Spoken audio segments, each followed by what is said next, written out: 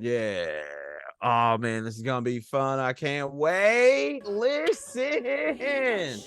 Y'all don't even understand what is about to happen, but I'ma just let y'all know.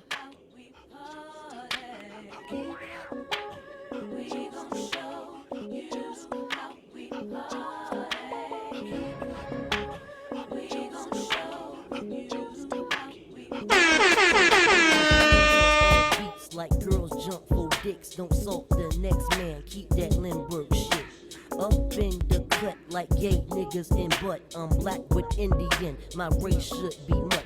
I cut with razor blades, play spades with Aunt Venus. Evaluate this rap, take heed, a fucking genius. Up in the sky, up high, don't puff lie. Do you smoke crack, Sam? Prepare to fucking die. Fuck crazy. Man, listen, Magoo is cooking right now, but I'ma relax. You know what I'm saying? I'ma relax. We got fam in the building with me today. You know what I'm saying? I'm A-Hun the Shogun, always full of tons of fun. You already know, number one Shogun in this bitch. Okay. Number one rule in the universe is always protect your neck at all times. Otherwise, I'm coming through with the guillotine, cutting shit clean, if you know what I mean. You know what I'm saying?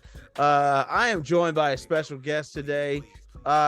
Ladies and gentlemen, boys and girls. This gentleman has joined us. He is one half of a different angle podcast. You know what I'm saying? I feel like I need to give like wrestling intro, low key, like we're doing like, you know what I'm saying?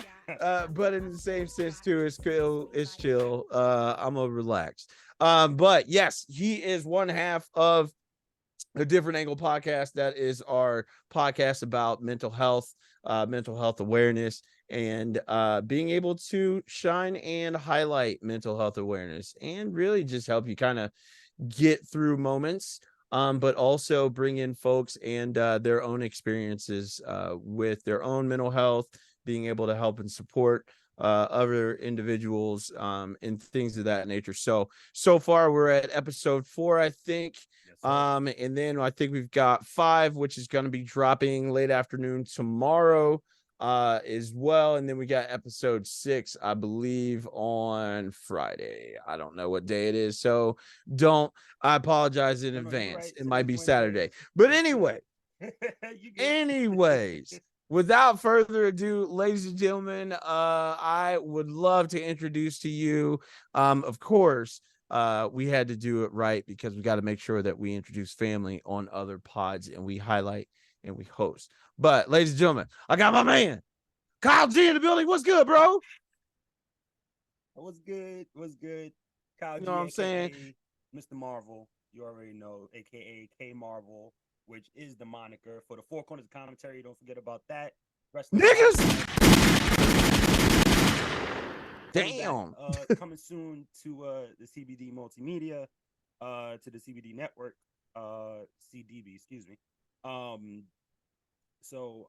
Yeah, man, we're actually coming back with the beginning of our third season next Thursday, which we're really excited about. I will be jumping on a bunch of different podcasts like this one within the next week or so. So I'm really excited about that. But honestly, man, number one, thank you for having both of the podcasts on the network, man. Extending the hand, I know I appreciate it for damn sure, and I think I could speak for my partners on both shows. Oh, dude, listen, bro. It's my pleasure to have you guys. Like, I think I'm more humble, like as humble as you are, as humble you guys have been. It's just like having faith in what we're trying to do, and belief in all those things, that it's like, okay, cool. Like they trust in the vision that of what we're trying to accomplish, but in the same sense too, it's like, there's other things that it's not like they're just trying to ride the wave, so to speak. It's like you guys came in full force, and then I'm just like, oh shit, like, hey, what do I need to do? Where do you need my like so yeah, no, but by all means, man, it's such a blessing to have you guys here. I'm so glad that it like you know, it worked itself out in the right way. Yeah.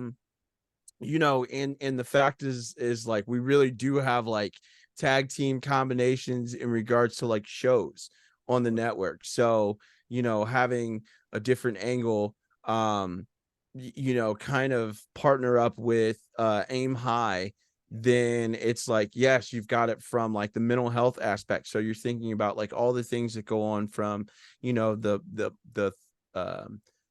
thoughts, you know, all the things surrounding like, you know, the mind and the brain and the, you know, someone's existence and having to deal with the tribulations that they have to deal with specifically. On top of that, now you've got a really good partner in Aim High, which is right there. So, you know, you're looking at it from like a fitness and health aspect. So it's like they both are there. And I'm just sitting there like, dog, man, yeah, would you look at that? You know what I'm saying? And then you got four corners, like out of nowhere. Here's the pay window, and you've got, you know, just going over, and it's such a cool concept. And you've got the pay window doing like recaps of like favorite wrestling matches. And I was such a pleasure to be a guest on that. But then you guys come four corners, elbow dropping niggas off the top rope. You know what I'm saying? Maybe off the motherfucking top of the motherfucking cage. Cage, damn right. So off the Hell in a Cell, baby. oh my goodness, here we go. I already know what it is, but yes, thank you for joining, bro. And like, you know what I'm saying? It's it's fun because it's like I'm sitting here trying to throw stuff at you, and you're like, hey, by all means. And you're like, oh shit, yeah, dude, this is what we got to do. Like being able to see stuff that, like, you know, of course, folks can't really necessarily see behind the scenes, but you're just like, oh shit, and I'm like, yeah, this is what my, like, just looking at my digital notes and like all that, and I'm like, and I'm hiding just the sticky notes of things that I have on like a second desktop, so you don't even But you know, know what, man, that's what builds success, right? It's the drive, it's the passion. And when you meet like-minded people, there's really nothing like it. You know, I've had the opportunity, shout out to Jobberteers podcast, you know, that's family right there. And without the first Jobber Slam, I don't think I would have met a lot of the other podcasters. I would have never met Rodney, my partner, on a different angle. With his, you know, he has his wrestling pod. So, you know, there's just opportunities that was given from this podcast, and I'm just so proud and happy for the work that we have done. And of course, there's been ups and downs. You know, that's life, that's podcasting, that's jobs, whatever the case may be, relationships. But I am truly, once again, proud and honored to not only, you know, for the Four Corners of Commentary to be starting their third season, or our third season, and, you know, we dropped 4 episodes already of a different angle, but we will be recording episode 26 on Friday. That's what I'm saying. People don't even understand, dude. Like, you know, they here's the thing is, like, these pods have already been around. They've done their work, right? And the one thing that I always have expressed, especially about trying to do this from an aspect of like a, you know, multifaceted network, is that like I don't care about being the dude that's like the star player. If that means that like on this day I'm coming off the bench, but I'm getting all rebounds so I can assist, you know, you or Sloan, and like y'all are just getting buckets like all day long, cool, so be it. But no matter what, like, I think that a lot of pods, and especially with having conversations, and we'll get into the topics here in just a minute, but it's just the fact of like, you look at people now, like everything is starting to adjust and change. Like people are becoming their own networks. They're, you know, in regards to subscription based or anything like that. You've got like streamers that are signing like, really big deals. Mm-hmm. But in the same sense too, it's like, well, I want to do a step further, fam. Like, and that's the thing is like, I'm already in like the app building stage, right? And app development stage, and like into a far place to where it's like, yeah, besides just being out on like all the platforms that you would normally consume, because there's no way that you can get away from it. I also think that like having ultimate domain and control of like your intellectual property Yep. is vastly important. So for me, it's like, when folks come in and they come here and I'm like, yes, you have 100% ownership of anything you bring to me. Now, what we do moving forward, I'm always willing to sit down and talk, but at the end of the day, I'm never trying to take food out of anybody else's mouth, because really I'm already just trying to build a big enough table that we can feast. And then once we get to that point and we start to put as much shit down on this big ass table that we just built, and everybody can come to it, like it's not predicated on what I do if you go eat, or vice versa. It's like everybody can go eat at their own time, and there's a ton of shit to eat too. Right. And you hit the nail on the head when you're talking about family, right? Because, not number one, not all blood is your family. And number two, you really don't know who you end up putting in that category. Mm. So with that being said, I'm all for everybody doing their thing. I'm all for everybody going to, just like, our pal Dre, shout out to Dre, going to the press box recently, not earlier this week, Mm-hmm. and doing his thing, like, and that in such a short time for him too. Yeah, it You was know, quick, it because was as so soon as quick. he sent the email, it turned around within like the weekend. Right, right. So I'm all for number one. I say this all the time. You can't judge people as a whole, because I listen. The human, I'm gonna say it straight up. The human race is terrible, but individuals is where you really are able to gauge if you want them in your life or not, if they're going to give you that energy that you need or not. And I was lucky enough to meet Sloan through Coffee with Rev. Shout out to Rev. And meet you and meet everybody else and get this relationship. I don't even think it's been a year yet, but probably coming up soon. No, maybe a little Yeah, past. something close to that. Yeah, no, yeah, definitely. No, it's definitely past the year. What am I talking about? Oh yeah, Um, yeah. Because I think I forgot that, I what was was still that, working at the episode hospital back 100 of then. Coffee with Rev or something like that. Yeah, yep. So like I said, man, number one, once again, I'm just grateful for the opportunity. So that's thanks to you, thanks to Sloan, thanks to Marty, who knows my mom, which is weird as hell. Um, like just out of nowhere, bro. But thanks to you guys, really, and everybody else, Keys, Mika, just shout out to everybody, because without you guys, I don't think myself or my partners of the shows would have this opportunity. And look, man, I'm all about growing and bringing people in and bringing eyes to everybody, because we all have something to share and we all have something to speak on. Absolutely, dude. Man, there's not, I don't, surprisingly on my soundboard, I don't have like applause, right? Right. I But don't like know if mine you works, but absolutely, but like you absolutely hit it right. And that was the thing too, is that, um, like for me, I've again want to build a sense of community, but I also want to build like an umbrella over people that have just been caught out in the storm for such a long time. yeah, And in the same sense too, it's like I want you to have ultimate creative control over whatever you want. right. Right now, if I can help that, absolutely. Simultaneously, like I'm just as busy, so like bear with me, but I'm still going to give you 1,000% of what I can. And then in the same sense too. It's like, all right, cool. Like there'll be a day where you may not hear from me, but then like the following day after that, you're just getting thunder threaded, right? And you guys know it too, because like we'll be in the Discord and like you'll like not see me for a while. Everybody like just good conversations all throughout the day, and then you'll just see me blip in, Yeah, and then I exactly.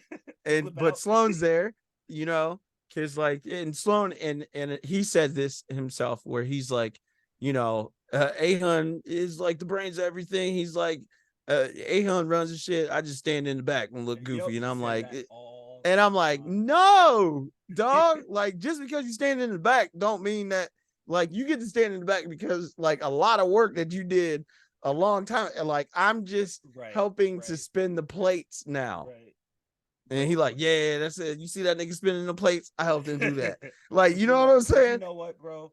It's as much, and we're being real humble. We really are, right? But as humble as we can be, fuck that. Like, we've been busting our ass in what we want to do. So it's only right that we would want to see not only ourselves, but the people that we want to win succeed. So absolutely. So shout out to Sloan because, like I said, man, he is the glue for so many people, and I don't even seriously know if he realizes that. And and I know he probably does, but like it's always it's like it's super laid back. It's super laid back. You know, like if I could give you an example, Sloan is like your Baloo. You know what I'm saying? Yeah, like for sure, like simple bare necessities type deal. Yep. But it just so happens that like Baloo is living in like the richest part of the jungle. And exactly. And you're like, wait a minute, dog.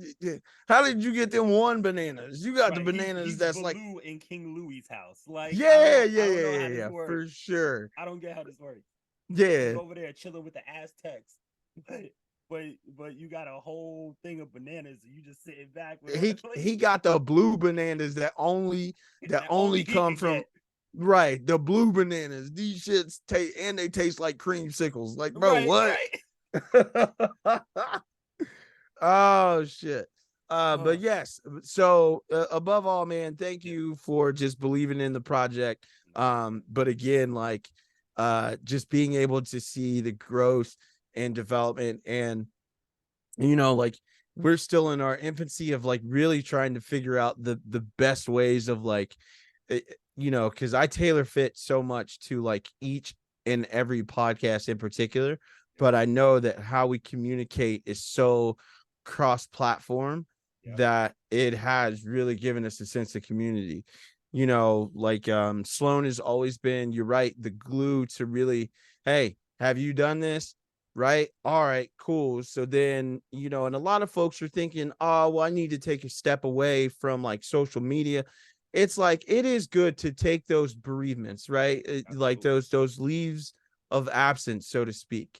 But you have to realize too that if you want to be able to do that with a lot more grace and fluidity, is having help so that you don't have to physically be present to be able to do that, right? It's a difference between being like an entrepreneur being versus being self-employed. Absolutely. Right?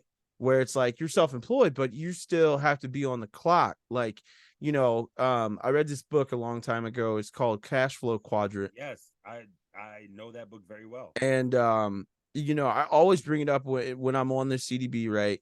And by the way, this is episode 59 of the C.D.B podcast. Dude, we just got into it, right? I didn't even say any of the intros. I was wilding. This is great, but this lets you know exactly like how geeked out I am to like having done this. And plus we've been in pre-pod for about an hour already. Very true.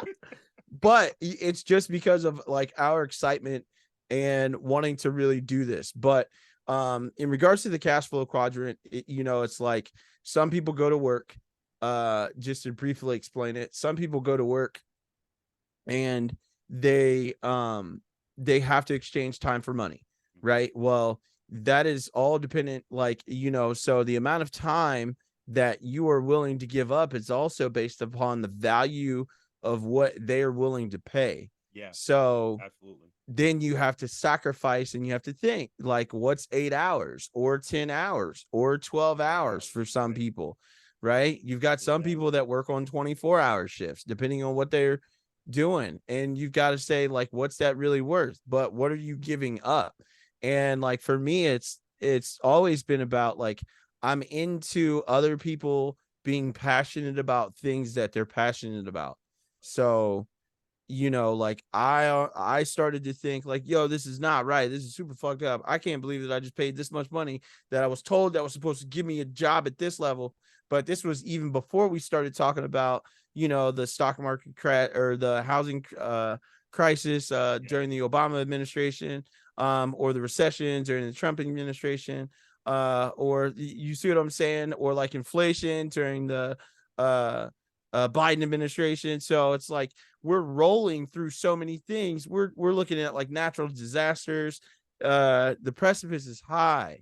So with all that shit going on, why am I really trying to give up that much time for a little bit amount of money? That's the reason why these SAG actors are, and writers and all this shit are on strike, because they're not making money in perpetuity off of something like the one, what was it, Abbott Elementary?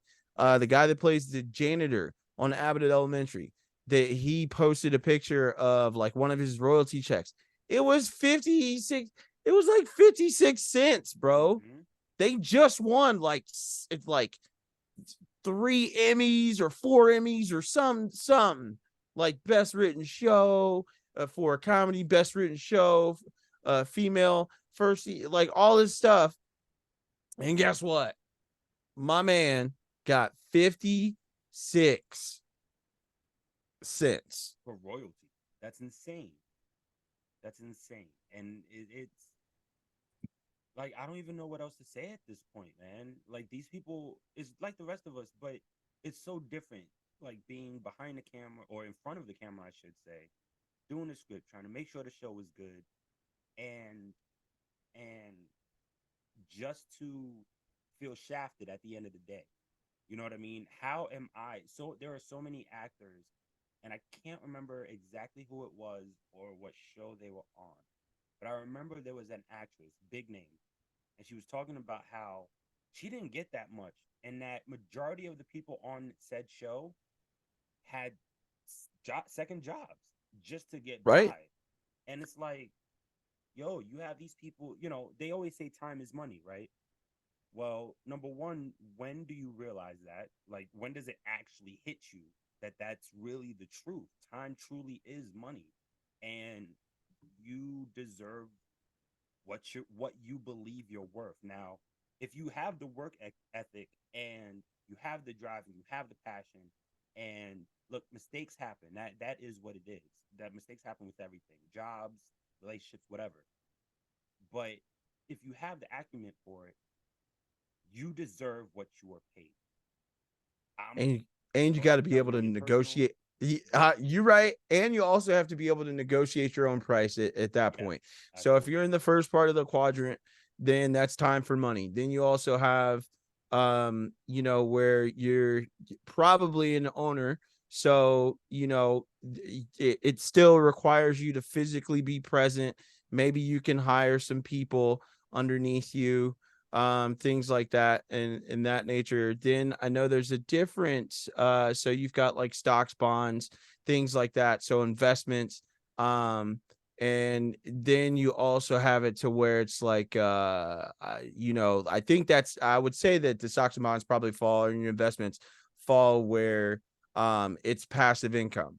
Yes. Right, because ultimately that's where we want to get to, is like, everybody wants to be able to make like passive income. Right. So, when we're looking at doing these things, and we're trying to build things up, and people start off with like YouTube channels, like, listen, fam, I can tell you right now, like I have to go back and check numbers all the time, and for us to be like an independent network, where we are right now is just we're only solely moving with like podcasts, and this is Right. not even to include like the other aspects that I have in place, but it's one of those things that like I protect this idea so much that I don't want to make a reckless move, right? If I'm playing 3D chess.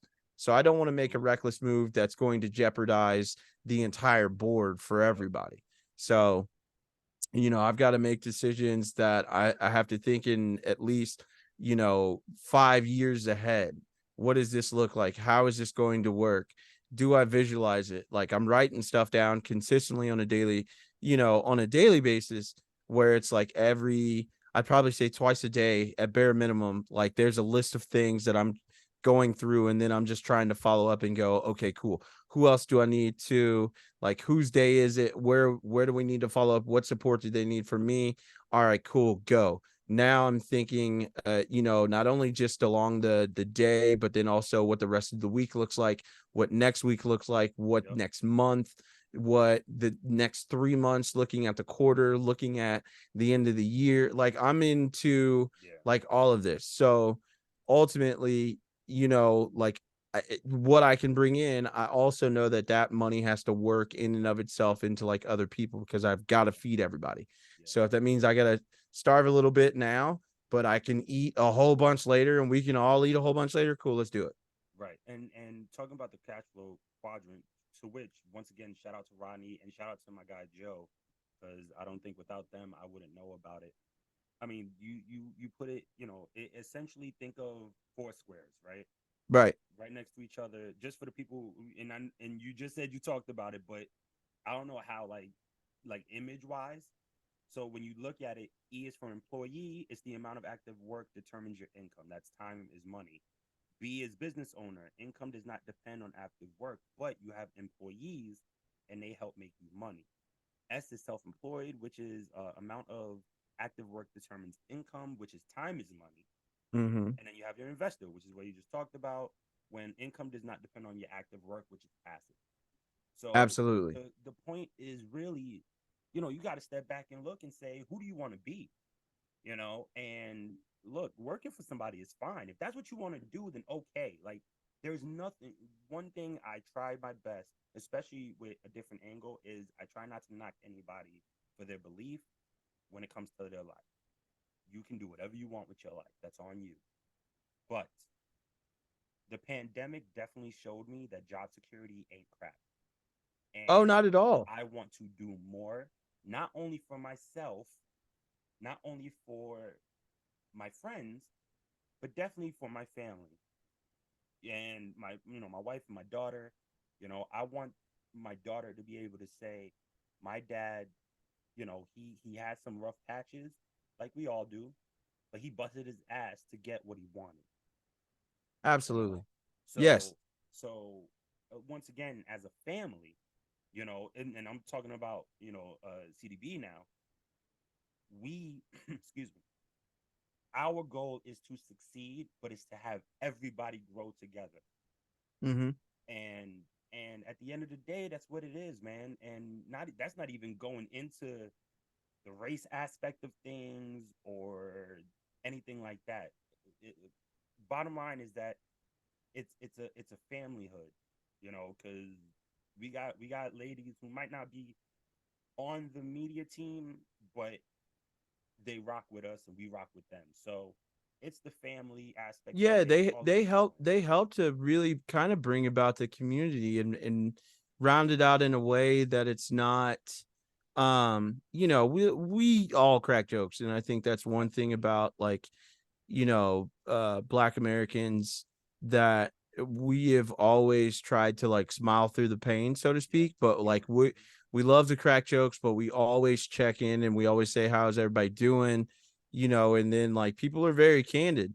And the thing about it is like, it's not just like all Black folks. We've got people that are there that they're allies. They stand alongside just the idea of like, but they're also content creators. Like I can't like Grum, Yeah, shout out to dude, Grum. like the fact that I've been trying, and like Grum is probably one of my favorite content creators that are out, and I just sit there more as like a fan, and having those combos and then being able to jump on Instagram lives or all Mhm. these different things where we're like trying to utilize, but people don't really, it's like it's advertising. And some folks really are not going to be able to understand the dedication that it's going to take. Everybody will tell you it takes 10 years to become an overnight success. It really don't even take that long. It's just the amount of like Not anymore. hustle work, right? And I was watching something on Instagram that I came across, and it was talking about the three different versions of luck, or the different versions of luck. And there's like just dumb blind luck that has like the lowest percentage of success. There's also like a steady, like constant movement will just eventually you'll just run into it, right? Because you're constantly in motion, so you're gonna it's a little bit more reckless, it's not as guided. And then it's like like directed luck, where it's like you can magnetize it because you have done all of the work, you visualize it, right? Like I say it's the difference between having like sight versus vision.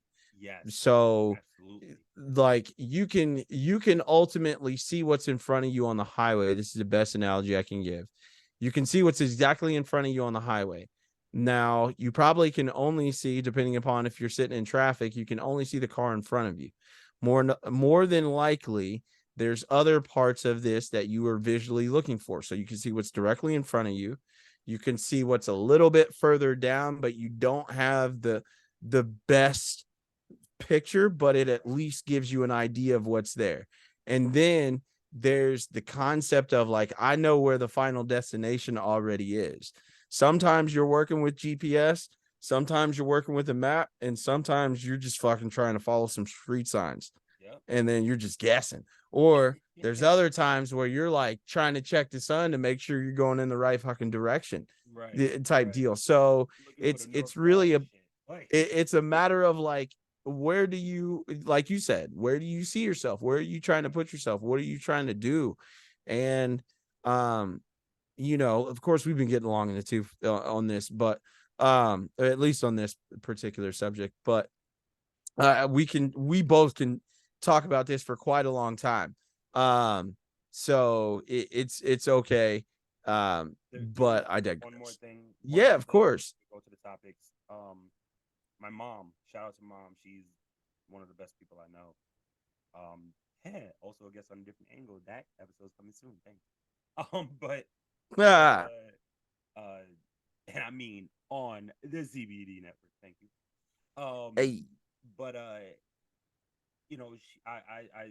we talk a lot, like a lot, and I told her, I said, more so, she told me, she said she's so proud of me because, like, she sees that because because of my mindset now and how I'm moving, she knows that things are going to be attracted to me and things are going to come my way, and she's right. And I think, and there's one more thing. There's something I told my wife and or soon to be wife, my fiance, and a bunch of friends of mine. And it's that what I've realized is that I'd rather make the change than have change thrusted on me. And that's important because if you make the change, then you know that that was on you. That was your will. That was your mindset. If the change is thrusted upon you, sometimes it's great. A lot of the time, it's not. You know, Absolute. and Yeah. so please, if anything from this first part of what we spoke about, just make sure that your mindset is right. Make sure that if you need to talk to somebody, talk to them. Make sure that if you are going to make a change, it's on your terms and not anybody else's. And that, ladies and gentlemen, is the main motherfucking reason that y'all need to make sure y'all go listen to a Different Angle Oh, you already know. podcast. You know what I'm saying? Because honestly, at the end of the day, it's a matter of like uh really the C.D.B like multimedia network, whatever name that you want to use. Ultimately, I'm here to try and uplift as many people as I possibly can before I get the fuck up out of here. So, and I have no idea when that's going to happen. But at least I'm going to do a whole bunch of work prior to that. Yep. And then I can just leave it on autopilot for it to run the way it was meant to, where everybody gets to, enjoy it, take advantage of it. The people that are here early and help with whatever they can get to really benefit the best. So it's one of those things that I personally feel like the Bill Gates, where it's like, the lady that got, she had stock options and she was a secretary. She's a multi-millionaire. Like, you know what I'm saying? And like it's in my mind already. Like I kind of look at myself as like, the guy that started Barstool, but is like not as big of a douche nozzle. Right. You know what I'm saying? So, and I like the dude. I liked a lot of like what he did. I just, there's some stuff that he says, and I'm just like, all right, bro. Yeah, well, It is what it is. But right. at the end of the day, fam, I'm not gonna be everybody's cup of tea. And I get Not that. meant to But be. I do, it's like the one thing you can never, ever, ever say to me is like you can hate and be mad a little bit, but then you'd be like, man, that nigga really cool for real. Like, look, he over there helping niggas out.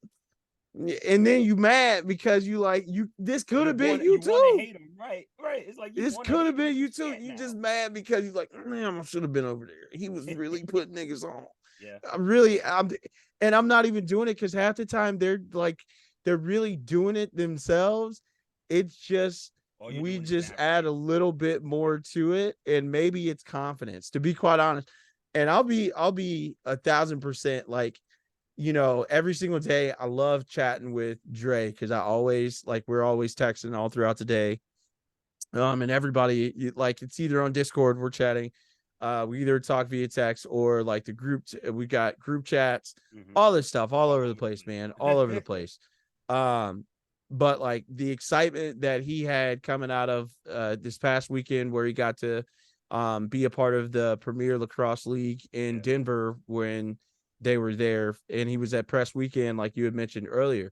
But it was just the fact that like, being able to see that he was literally the only person on press in person. Everybody else was on like a conference call or something like that.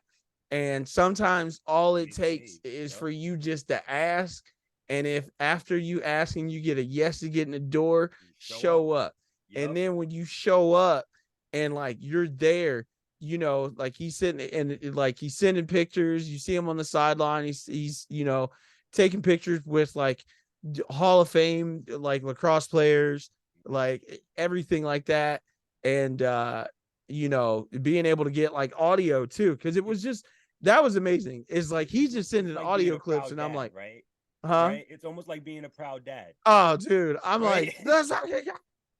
That's how you go. And I shit on Dre all the time, but like out of love, you know what I mean? Because he really is like that little brother, and because usually that's me.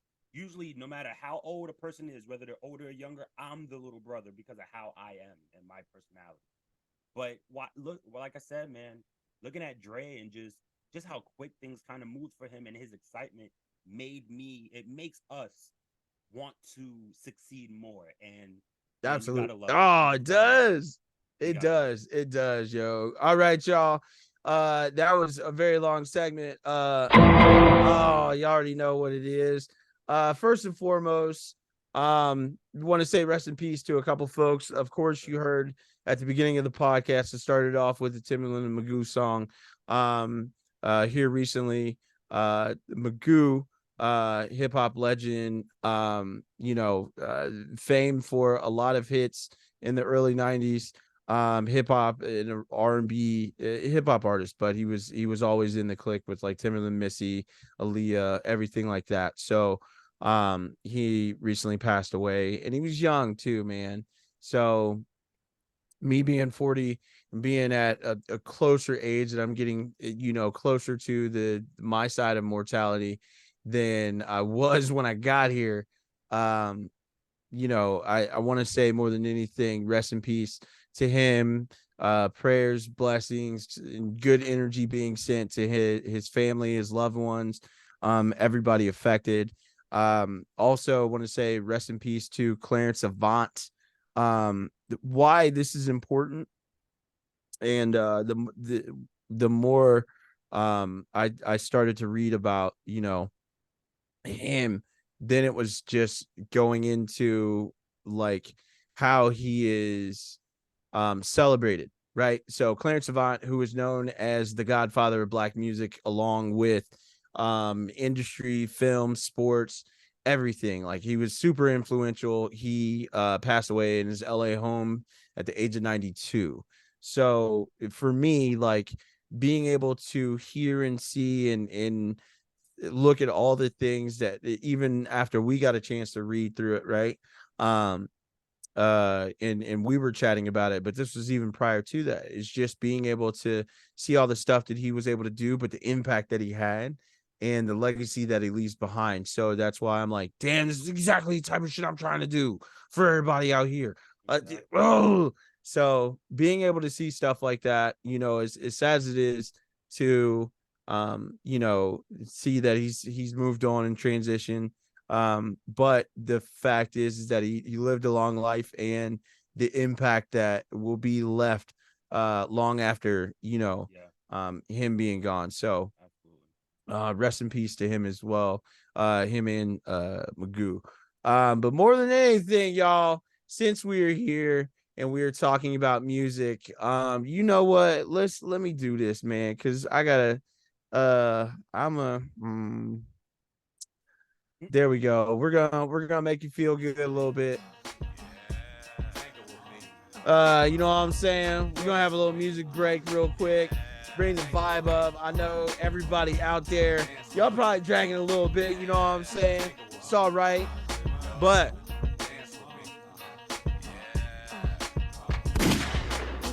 like a sports car.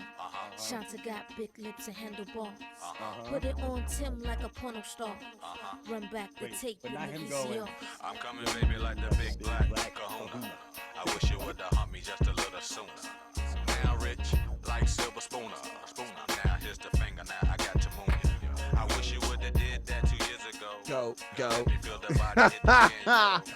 Oh man, I fucking miss the 90s. Listen. As an artist, as a rapper, is so underrated. I don't care what anybody says. Yo, I'm not gonna hold you. That was peak. If you grew up, I was in an argument, and I know I posted. I'm definitely gonna get into an argument with all the kids on the internet on TikTok, because I have a beef, and I'm not gonna hold you. I think if you were born in late 80s, if you grew up as a kid and your childhood was in late 80s, early 90s, and you're that last generation of like, bring your ass inside before the street lights come on. Yep. And then you're also in the age, like, you were born before like the real internet. Yep. Right. Exactly. So it was like we had the rotary phones there, and then the real internet, and then after cords on our phones. Nigga, I had to try and tell somebody about AIM Messenger, like AOL Instant Messenger. Bro. First off, AIM changed the game. Man. Right? And I keep trying to tell people, when it comes to cell phones, sidekicks, bro, I'm telling you, if they brought back sidekicks, boy, I would leave my Samsung phone so quick. Man, I'm not even gonna hold you. I have a 14 Pro. Man, if there was a sidekick and that bitch was hidden, I'm out. I'm outie. You know what? I want this. That's it. Or Apple, you know what I'm saying? listen, you can throw us a couple dollars, y'all go ahead. I know y'all working on that VR headset, the pros, whatever them pros is, right?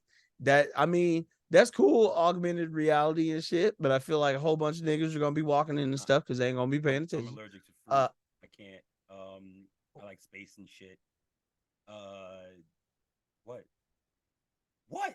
Super hater. Anyways, but Apple just got the money to be able to do it. That's all I'm saying. Whatever. I don't know what So you niggas over there. Samsung, what you mean? I don't know what y'all niggas doing. Y'all too busy making broken washer and dryers and shit. Oh, so what? So what? They gotta make their money somehow. What do you want? Oh shit. All right. So first topic is that details are emerging regarding Kanye West, formerly known as his rumored new release or album release. So it's like surfacing. There's a bunch of different things. I found it, and I know I was looking through Hypebeast. I know you also were looking through as well. Hip Hop DX. Yep. So let me see. There's a couple things. I even forgot to put one of these in here, but supposedly this Ye album is going to be a mix. Let me kind of go through this a bit of like this is according to Hypebeast, and then this is by Nicholas Lee. So this was posted about 19 hours ago. According to reports, details regarding Ye's rumored new album have surfaced. Reports note that information appeared on Good Ass Sub, a subreddit dedicated to reporting everything related to Ye. Details shared by known music leaker Insurge highlighted a plethora of information regarding the upcoming LP, including potential album title, lyrical themes, and overall content. Getting fans excited. Insurge shared that the album is expected to be titled it's supposed to be called Change and to release sometime in October. The project is also said to be extensive with my beautiful dark twisted fantasy level of tracks, completed with a mix of new and old songs from Ye's College Dropout, Life of Pablo, and Turbo Errors. So I'm gonna assume, but this music is said to be high energy and controversial with insane features from Ty Dolla $ign, Opium, and more. I don't know what the fuck Opium is. Ty Dolla $ign is cool. Here's my thing. I think Ye's gonna go back and probably change the drums somewhere because I know he is like prophetic for doing that. Yeah. And then also too, aside from Kanye, there's also information for those that are into the moody music.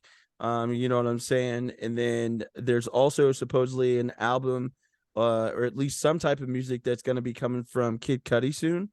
But I believe that it's supposedly Insano is going to be the name.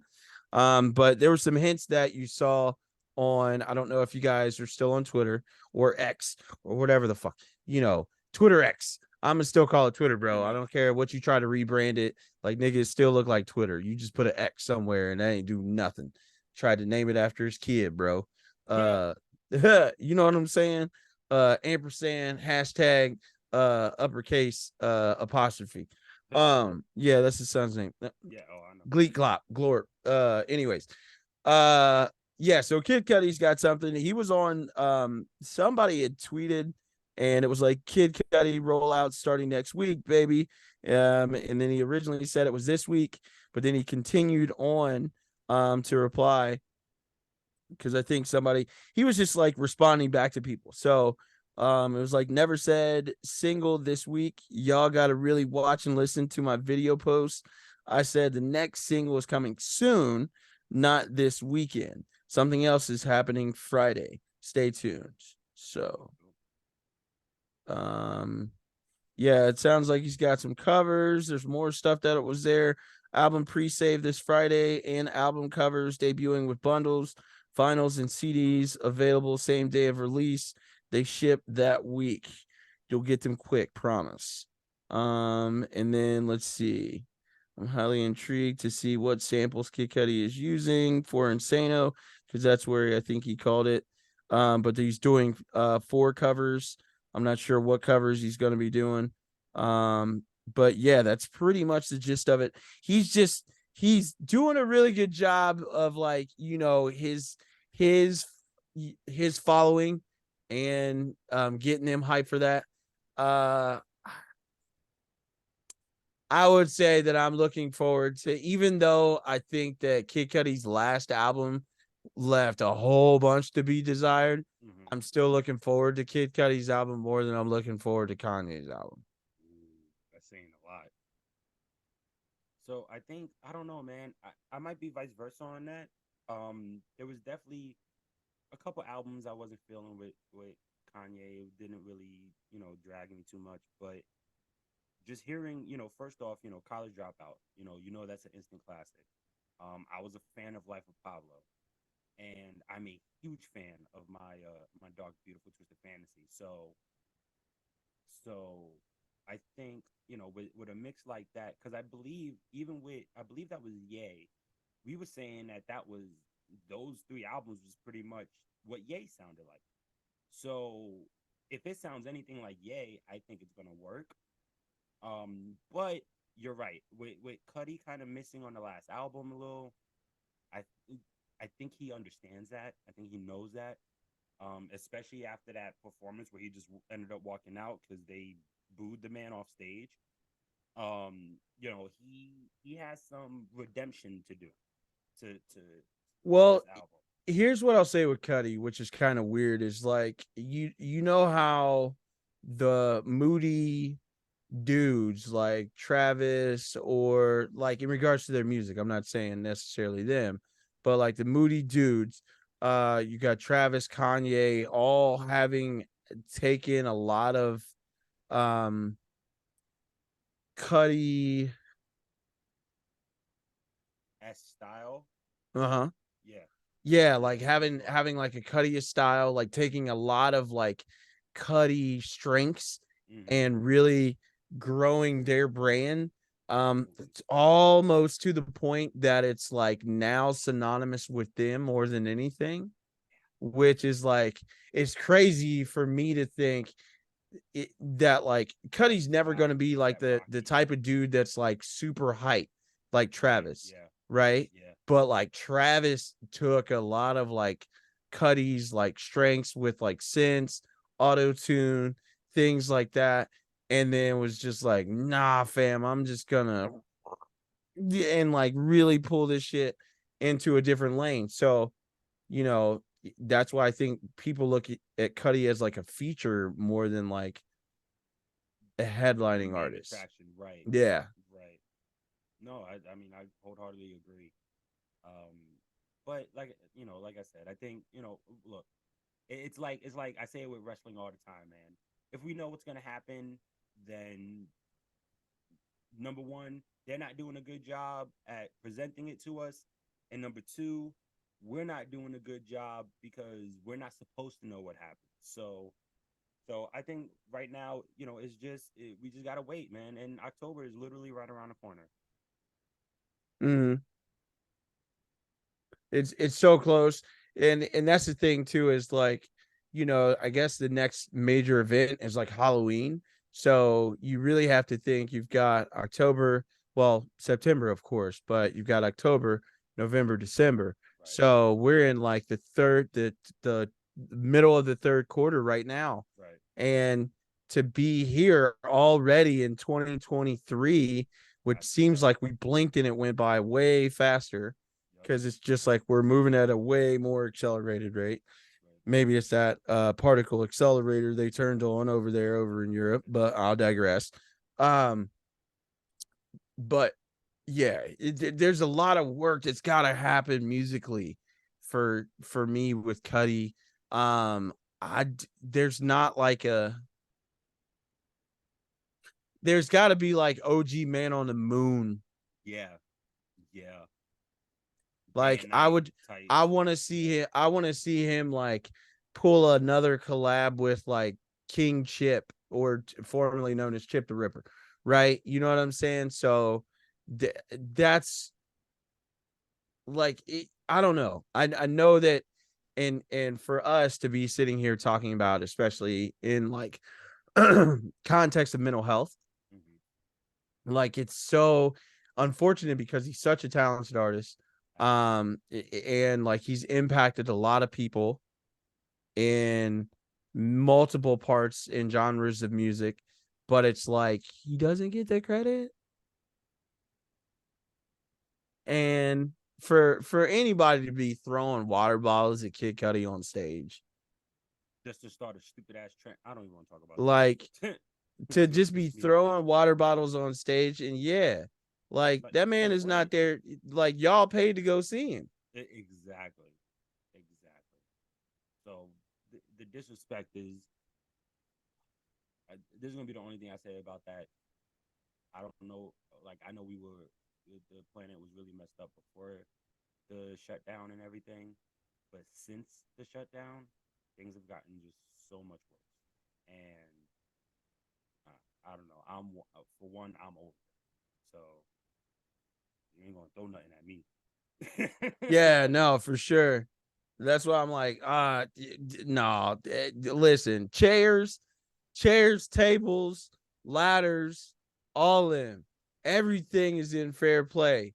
I'll walk into Home Depot, get some 2x4s, all of it. Listen, anything that I used to be able to see that was fair play used for a hardcore match. Oh yeah, it's fair play for this. Absolutely. You dig what I'm saying? All right, cool. I tell you what, we going into the fence now. Just because you want to play. Yeah, listen, Cardi B hit that bitch with a microphone. Big up. Wait, and then she threw one at her DJ. Listen, you better stop playing with Cardi B. Y'all know what time it is. Yo, seriously. He used to drug niggas. Don't forget that. Yo. Don't forget that. I ain't gonna say nothing. Sorry. But yeah, the last thing in music, and there's a ton of stuff that's like bopping around, but those I thought were like two very important things that stood out to me and musically. Jesus Christ. DJ Khaled announces Drake has 2 appearances on his new album. Bro, dude, nobody cares. DJ Khaled, I'm so tired of it. Like, just go promote other stuff that's not music. I agree with it. It's great. Huh? So you talk about the Papadilla? Whatever. Sneakers. Them Jordan sneakers are all right. I mean, I wouldn't rock them, but they look cool. But in regards to music, nah. I'm cool.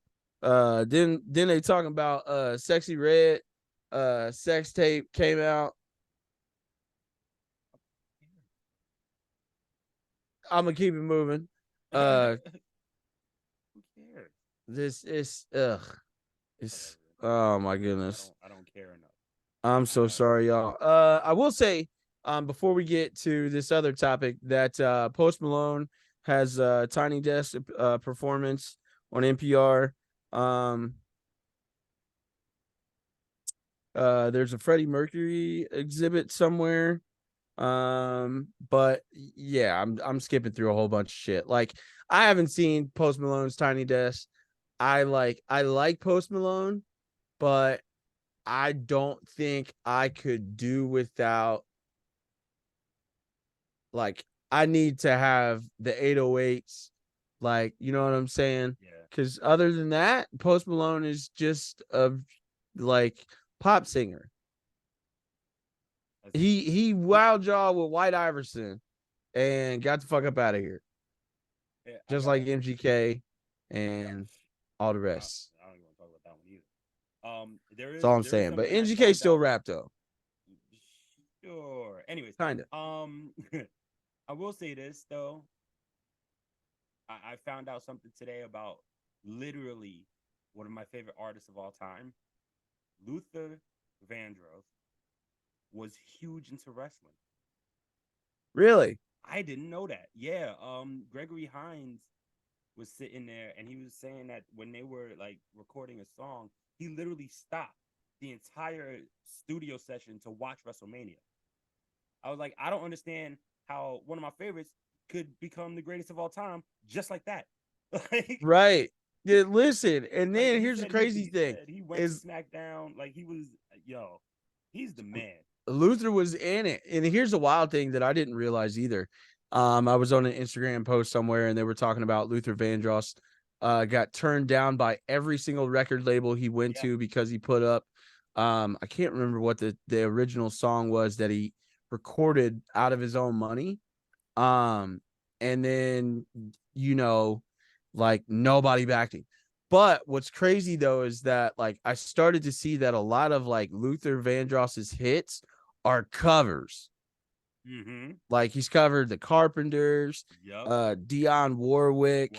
Mm-hmm. I'm trying to think. There's like another man. white band that he's covered. But like every single one of those, even though they're timeless songs, he made them probably timeless for real. Like the Carpenters, exactly. I ain't gonna fold you. Like I love the Carpenters.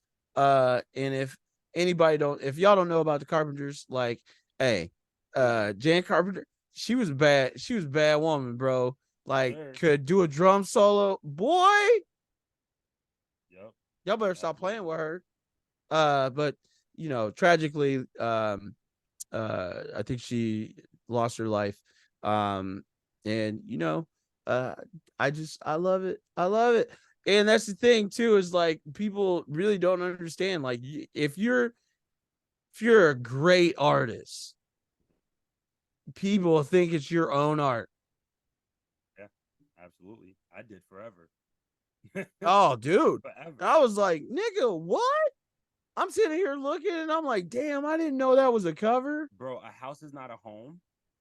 Dog. The fact that A House Is Not a Home is a cover is crazy to me. Dog, I was shook. I was like, oh, that's what friends are for. Dude, one of the greatest wedding songs of all time. Nigga. Always and Forever. And they do not play. By Heatwave. They don't play that version. They play Lufa because black people don't know how to pronounce the TH. So I thank Method Man for that line. Yeah. With an A. Yeah, like Lufa. You know what I'm saying? Like even going through it, Buy Me a Rose, freaking Endless Love, Going in Circles. Like, what? You got me going. Listen, come on, fam. Like y'all gotta understand, like that man was great. Yeah. Luther Vandross. Don't nobody want to see that nigga in the verses. Yeah, he's the greatest. Don't nobody want to see that nigga in the verses. So I do want to make you feel old real quick. I found a couple songs that are currently 20 years old in 2023. The first one is you might fall out your seat. In the Club, 50.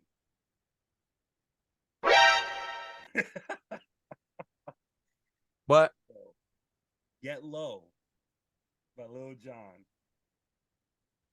Oh, American Life by Madonna. Bring Me Back to Life by Evanescence is 20 years old. I'm hurt. Wait. You like this one? You want to see me right there? Hey, shut the fuck. 20 years, bro. 20 years. Never all right. Well, it makes more sense because he fell off. Yeah. It makes more sense. So I mean, it does make sense. It's just like a 50, really, bro. You know what? Here, these three really got me. Where Is the Love by Black Eyed Peas. Okay. Crazy in Love by Beyonce and Hov. And Stacey's really Mom. And which one? Stacey's Mom. Stacey's Mom is gotta going up. Yeah. Oh, bro, I was in college when that came out. Oh, I gotta go. That's go. Crazy. I was just listening to this too. Yo, I Love the Way You Move. Milkshake. Numb by Linkin Park. Dude, there's so much. Emotional damage. Yo, I'm telling you, bro. And we're only 5 years apart. So I'm hurt. It's crazy. That's crazy. I am hurt. I am shooketh. Is that's all of them? That's the good amount. I'm good. I won't Uh, put you through any more distress. what else? What else, bro? Just fucking, just rip the band-aid off. Hold. Oh God, no, I already deleted it. We're good. All right, all right, all right. We're good. Oh my god, that's crazy. Yeah, Ah, man. so many Our good. apologies if we just awarded you your AARP card. We sincerely apologize. If your knees started to hurt out of nowhere as I was naming these, if you started feeling a pain you never felt before in your back, I'm Yeah, sorry. if you felt like you needed to go chew a glucosamine tablet, Needed to drink some emergency real quick. We apologize. Go get your knee brace. You'll be okay. listen, I'm pretty sure my shoulder, you saw me just stretching a minute Yeah. ago, like this motherfucker just started hurting all of a sudden. My shoulder blade is like, word, you that old? I need to go get my ice pack right now. Listen, Damn. Look, I got one more year before the little one hits double digits. I am not ready. Oh no. Not ready. Oh, bro, my daughter started preschool and I lost my mind. Oh yeah. Oh yeah. Oh yeah. When you first drop them off and then you want to leave, but you not ready. Yeah. Oh man, conversations. Yeah, she was into it. Yo, listen, let's keep it moving. We'll Sure. top it up and something, and this is a brief sports touching subject, right? There's a ton of things that are all in the headlines. We'll go across the spectrum a little bit. So first and foremost, the University of Kentucky is going to be, here we go. Where are you? I gotta find it. Okay, cool. So University of Kentucky will become first Nike Mamba program. They're making history as the Wildcats will become the first Mamba program in the NCAA. According to Kentucky Sports Radio, the university will wear exclusive Nike Kobe PEs, apparel, and potentially uniforms with Mamba logo as well. So I'm going to assume that's going to be his logo on Kentucky's jerseys, all their stuff there, which is dope. The deal is reportedly a year in the making, with Vanessa Bryant handpicking the program as the inaugural school. More institutions are expected to join the Mamba program. The relationship between the University of Kentucky and the Kobe estate began to develop in October of 2022 when Natalia Bryant visited the school on behalf of the Mamba and Mambacita Sports Foundation. The Wildcats greeted her with the number 2 jersey in honor of her late sister, Gigi, and a custom Air Force One low decked out in Kentucky blue. So I think that's super dope. Let's see. I want to say there's a couple folks that had some things here, but y'all get the gist of it. So super dope that and I'm sure there's going to be a lot of schools that are going to follow suit. Of course, the Jordan brand is a very exclusive brand in regards to college basketball. North Carolina, I think the University of Cincinnati. I know at one point in time they were Jordan brand as well during the Bob Huggins era. Trying to think who else was University of Michigan football just signed a Jordan brand. Jordan's also in baseball, but Kobe specifically. Now, you already know if you can't get the Jordan brand, what's the next best thing you're gonna be able to get? Kobe. Kobe. So University of Kentucky, congratulations, y'all. I am just close enough to the state of Kentucky, not too far away from there. And a lot of my friends in Cincinnati, even though they live in Cincinnati, are UK fans. So I am going to see a lot more blue and white, especially the checkered jerseys running around. I couldn't tell you anybody that plays for the University of Kentucky right now because that one and done shit has fizzed itself out. Yeah. Sure. I think Calipari's time is up. That's just me personally. Oh, listen, man. If I think the one and What, done Newmar? thing. Right. I think the one and done thing, I will say it does give people equal footing with this NIL deal situation. Like now that like student athletes, but I think the one thing that it can play into the benefit of some schools, depending upon like, there's not really going to be another Deion Sanders for like Jackson State. And it's unfortunate because a lot of the people in that particular instance fumbled, and they were all, everybody was upset with Deion, especially like when he decided he was going to go to Colorado. And it's like, hey, I got to go to a bigger program. Ultimately, like, I'm doing y'all a favor. And I brought money to this school. I brought everything to the school. Hell, I wasn't even making money like that. And I wasn't even taking money because I was making sure that other people got paid. But y'all was putting it in y'all's pockets because y'all greedy. So now he moved on. So I think, having that and not having a lot more kids that, which really there are folks that are deciding to go to HBCUs. I think the bigger institutions can capitalize because they can offer like better marketing. Yeah. You know what I'm saying? Like better marketability. What makes more sense for you? If you are star player at a, HBCU, or if you are playing on, you know, uh, network TV on Saturdays. Your brand will grow. Yeah, definitely. So, Especially if you're in a prime time spot, even though on the weekends you could play it a little differently, right? People, I don't want to say people typically aren't working, but there are a lot of people who are not working. So you can do like a 1 o'clock slot, kind of like how the NFL does on Sundays, or the NBA, or do like a 4:35 game or 3 something game or whatever.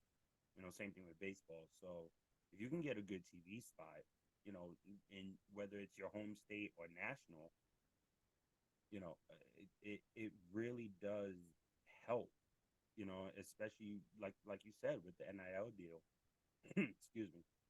There are so many more opportunities now for them to not only uh, not only for them to expand their brand, but for them to put some food on their family's table, man. And at the end of the day, that's really all you want to do. absolutely. Because, and that's the thing too, is like, you want kids to go and have the best opportunity that they can to monetize themselves as much as humanly possible. And I think that now, especially in the day of the internet and day and age of information, like these kids are looking at themselves as walking brands because they are. Yes, And you should look at yourself as such. Yep. So, my own experience as someone who got like, recruiting credentials, and then being able in like talking to athletes in all sporting aspects, not just, in my sporting aspect, it's soccer, but it's like, hey, are y'all really actually looking at stuff? Do you know, like, do you even know what you need to be able to play in college? Do you know what you can do? Like what your alternatives are? All right, cool. What can we do here?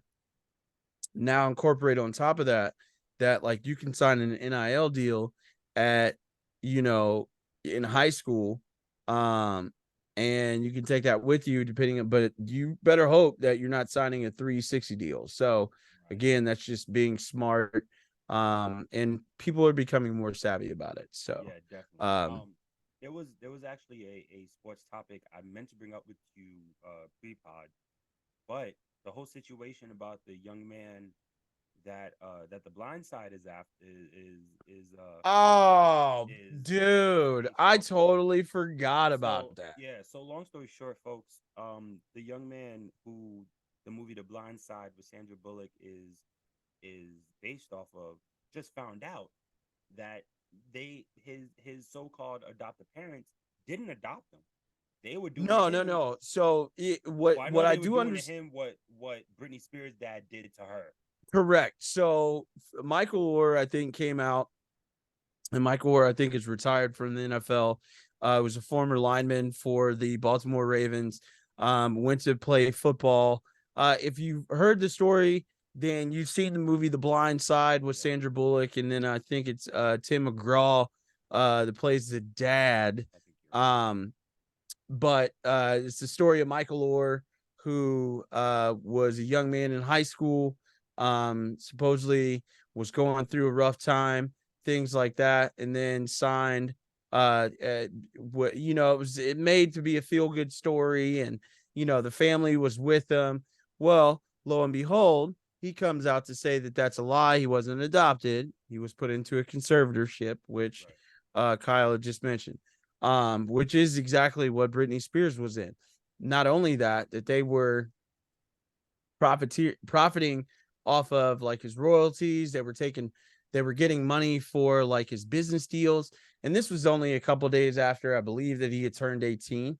So he was technically an adult. But the fact is that like he's not made any money, where I think that the movie ended up grossing over $300 million in total. And then the kids, the family that put him in that conservatorship, they all had a part to play and made royalties off of that movie. He has made diddly shit. Yeah, and I think what, and this is why people say they hate social media. Now Twitter X Twitter, that sounds nasty. That's that just super sick. So wrong. Now they're trying to get Sandra Bullock's Oscar taken away. Her Oscar has nothing to do with his story. Right. She just y'all shouldn't just play this. Y'all, if you really want to do this, like, let her have it, because she acted her ass off in that movie. Yep. But let her have that.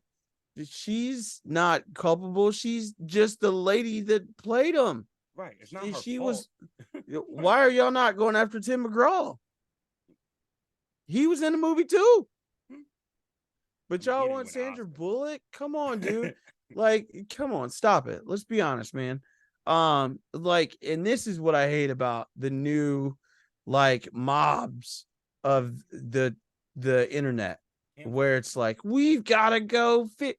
And it's like, bro, like, as much as y'all talk about people, and it's more so left-leaning people that are very like kumbaya, everybody needs to love one another. And it's like, that's not really feasible. We can tolerate each other. We should be given the same equality, right? And the same ability to live equal across the board. But that doesn't mean that like every household is the same. Right. So do with that what you will. As long as you're as long as you're respectful, cool, so be it. That's all that matters.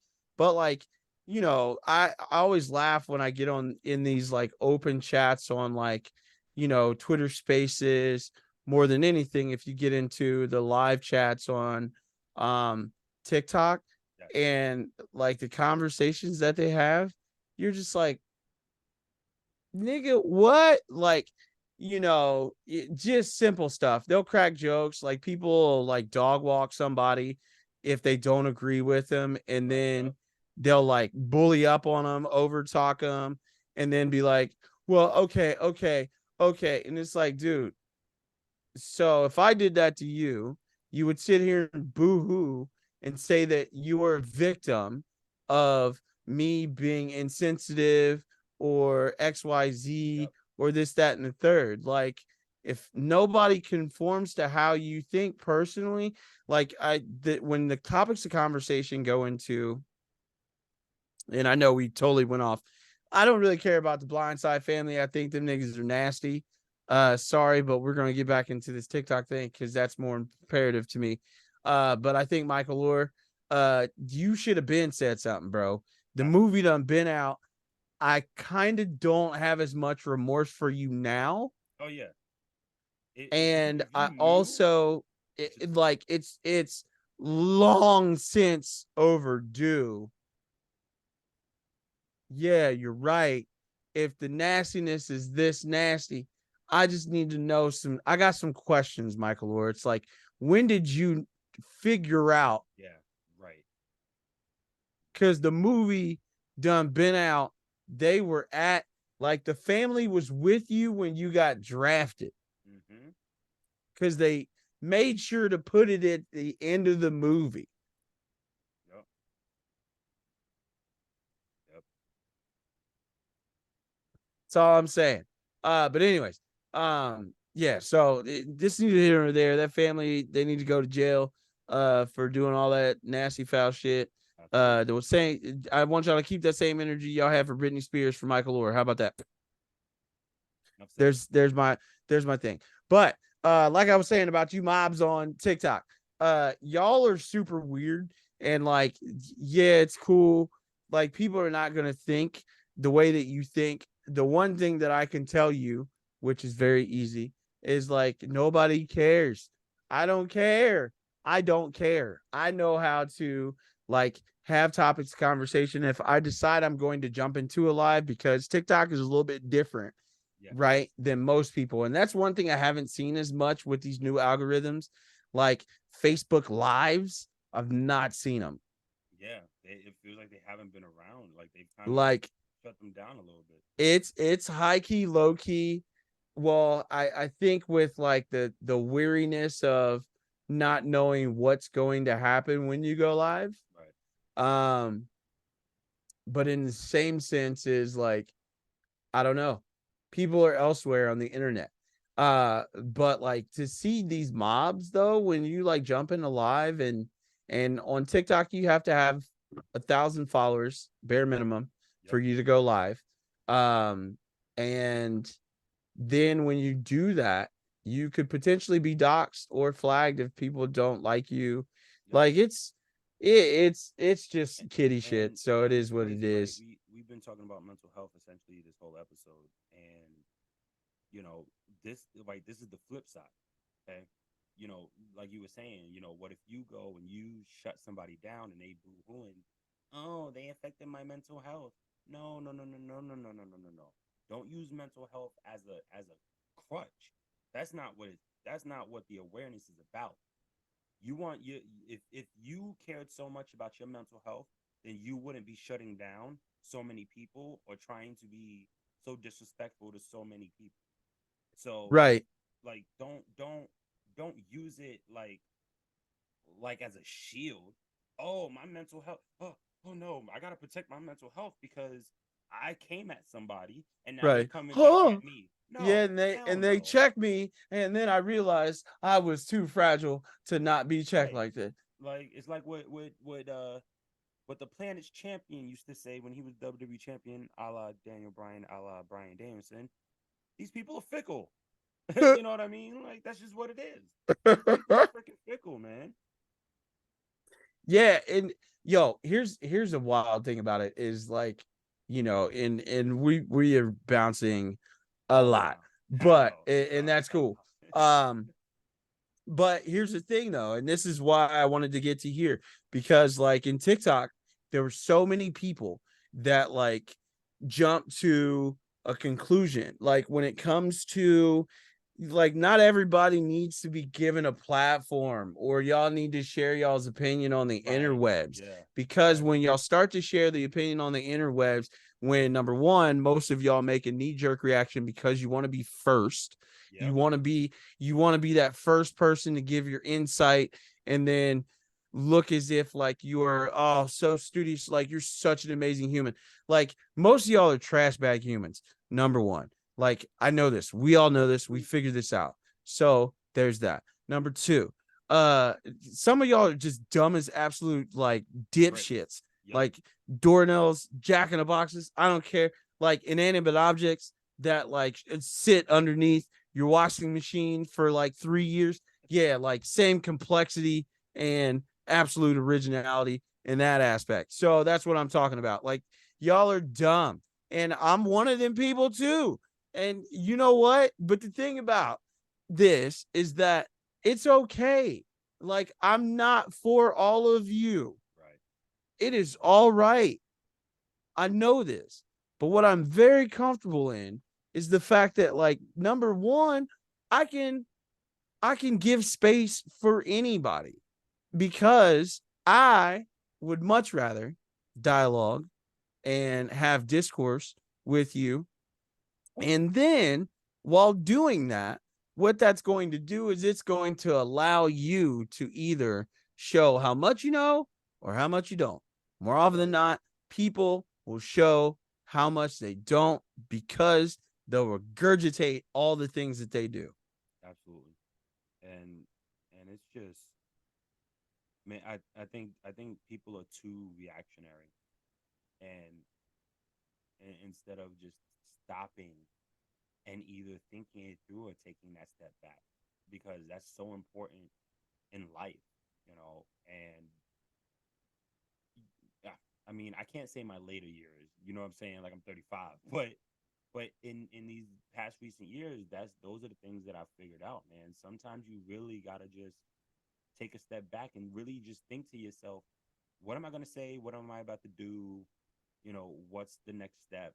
Because if you don't, you could be going in completely blind, and then you get shut down the way you get shut down, and then you want to jump off X or Twitter or whatever, or you want to jump off Instagram, jump off. Oh, I need to get off the internet because of my mental health. Yeah. Here's the reason why, because there was a bunch of people that were dragging this gentleman that we're going to talk about next, and that is Jonathan Majors. Yes, Jonathan Majors, Disney, this is according to comic book resources. Disney plans to stand next to the release, or still plans to release their upcoming Magazine Dreams film starring Jonathan Majors. Comic book resources, this is a nasty headline, or at least a nasty caption, despite his ongoing legal troubles. Now, they posted this on August 13th. His legal troubles are not ongoing. The reason why is because the NYPD found that the young lady that had originally accused him of domestic abuse, and then that led to all of you that are TikTok creators and things like that by dragging this dude. You wanted to be first. You wanted to create content. You wanted to look like an ally to women. But I just kind of felt in my heart of hearts, I'm like, you know what? I'm a wait. Yep, exactly. I'm a wait to make any and all decisions or come to any conclusions until I wait for all the evidence.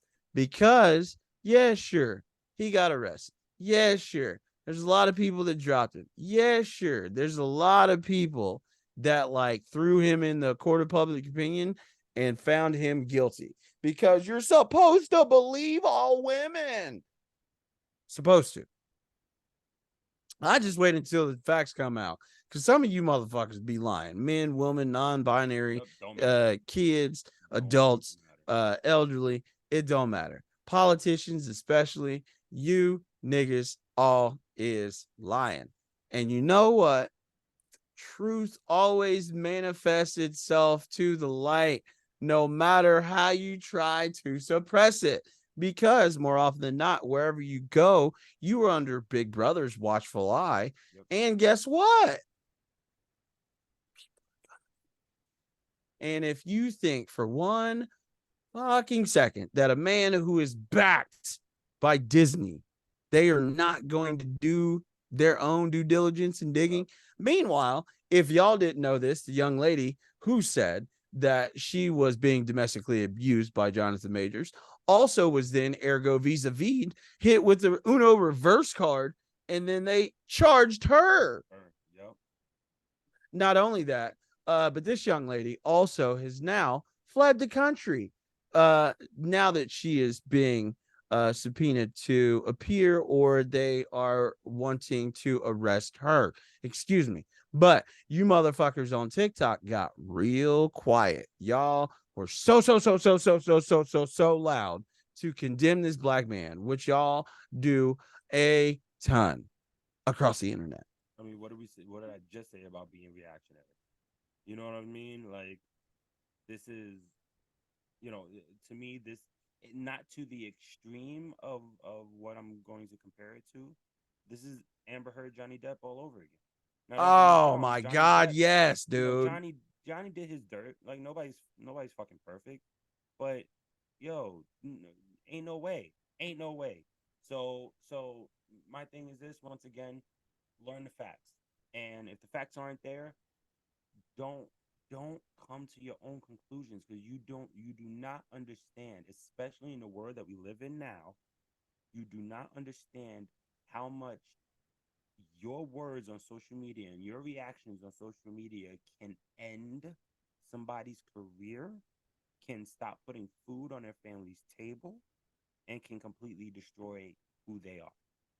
So, well, see, that's the thing though, is that people get to live in existence where like like the well-being of someone, they don't care. yeah, And I'm willing to sacrifice this person because I feel that they've done an injustice to somebody, without, and I'm so instantaneous, and I don't believe in going and like doing any actual like uncovering of information to figure out and become more like, if it's really something that like seems to shake you to your core, right? Then what you would want to do, at least I would think, that y'all would not just want to be loud and wrong right. versus quiet and right. But like I said, man, people nowadays, people just don't want to. Accepting isn't the word. People don't want to bite their tongue. Nah, because there's too many other people that are going to say something. Yeah, And they're going to say something stupid, but they want to be considered like the voice of reason. Someone that has so much to say. Like, listen, I think I stopped recording fucking videos that I would normally do when I'm just like on my way to work or something like that in my car. And I always used to make fun of people that would hop in their car, and then, now mind you, I'm on my way to work, so I'm probably sending you out like Snapchats of like, hey, I know y'all got to work today. This is an amazing day. We all woke up, so we're winning, starting off already type deal. And then I'd like keep it moving. But just with what's been going on with the network, I've dialed a lot of stuff back, but in the same sense too, it's like how and where I want to shoot. To be a content creator, I'm not just like trying to, live for like 15 seconds of fame. Like, that's not what I care about. There's and that's the thing too. And I was watching a video. This guy was talking about this young lady who she was detailing how her and this guy who lived in different cities were talking, and they were planning on trying to meet up and everything like that. And then as it details her like prepping and preparing for him to come see her, then she made it to where the video, and she's like, and he didn't come. So she did all this getting ready and cutting through all this, and then like she's sitting on the couch with like a glassy eye that looks like she's been crying. And then come to find out, so he got vilified all over the internet. Then he goes to TikTok, has to share his side of the story, saying like, hey, I was super excited to meet this girl, and this still hasn't happened yet. We still have not met yet. The reason why I can't go is because I tried to schedule time off and they rejected it. So he had like communicated with her immediately as soon as he found out, and then she tried to ultimatum him by posting it, making it seem like, oh my God, people hate you and all this stuff. And then she's trying to make it seem as if it was playful. There's no ha-has, there's no joking, there's nothing. It's a text message. Like the shit that gets lost through translation, and I even say this to my girl, is like, it's cool to talk. Sometimes I know people hate talking on the phone, but for real, that lets me know if you're like straight up and down. It just allows you to be non-boring. Yes, absolutely. Like, and to think about it is like, I do like having deep conversations with people. You know what I don't like having is deep conversation with people via fucking text message. Yeah. Yep. Much rather like, nigga, I can't take. most of the time. I'm missing so many things. I'm missing, like, emphasis on like things that is this important to you, or are you just bringing this up to me? Like, what's your personality? Like, are you upset when you're typing this? Like, what? Are you pissed at me? Like, what's going on? What And is even this then, all it's cap situation? even then, it's like I don't even want to be. And I get it too. You know what I'm saying? Like, I get it. Some folks are like, they're more in line with, I communicate this way. That's cool, but I don't. So I also think that, like, there were conversations. But anyways, I digress. So dude ends up releasing a video about how he sent all this stuff, taking screenshots. Then he took screenshots of her and like circled where she was like, oh my God, 15,000 people have viewed this. Oh my God, this is blowing up.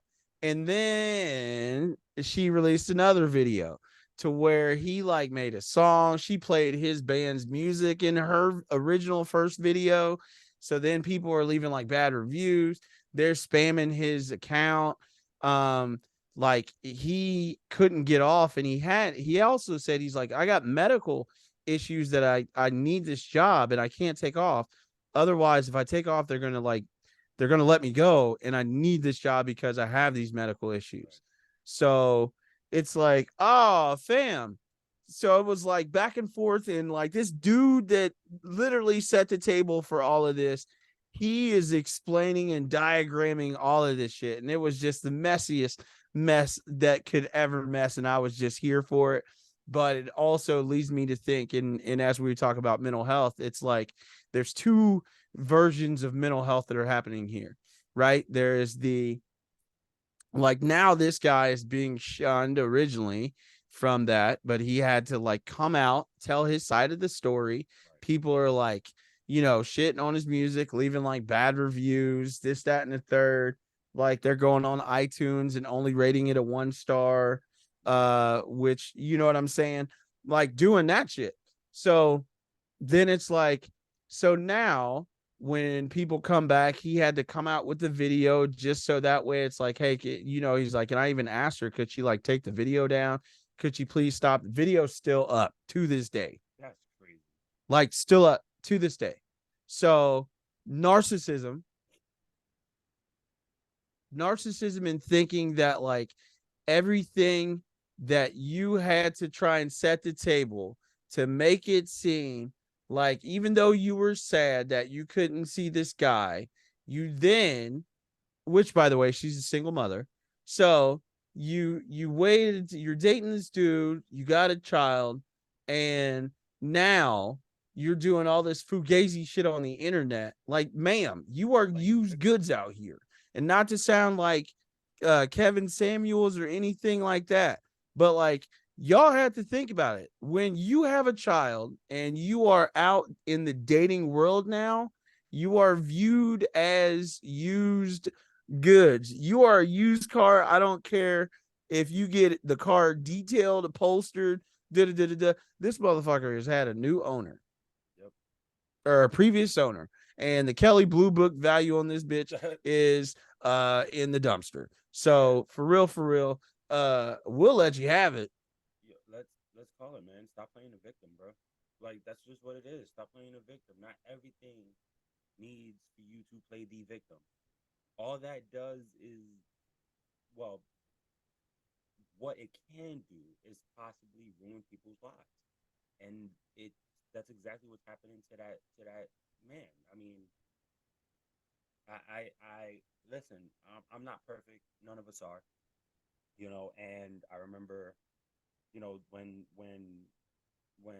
the youngling was in infancy, like super early to begin. I would post everything on how I felt, you know what I mean? Not to be super direct, you know, but like, and I just learned throughout the years, man. And I'm obviously extremely talkative, but you know, I was a little too talkative for years. I mean, forever, honestly.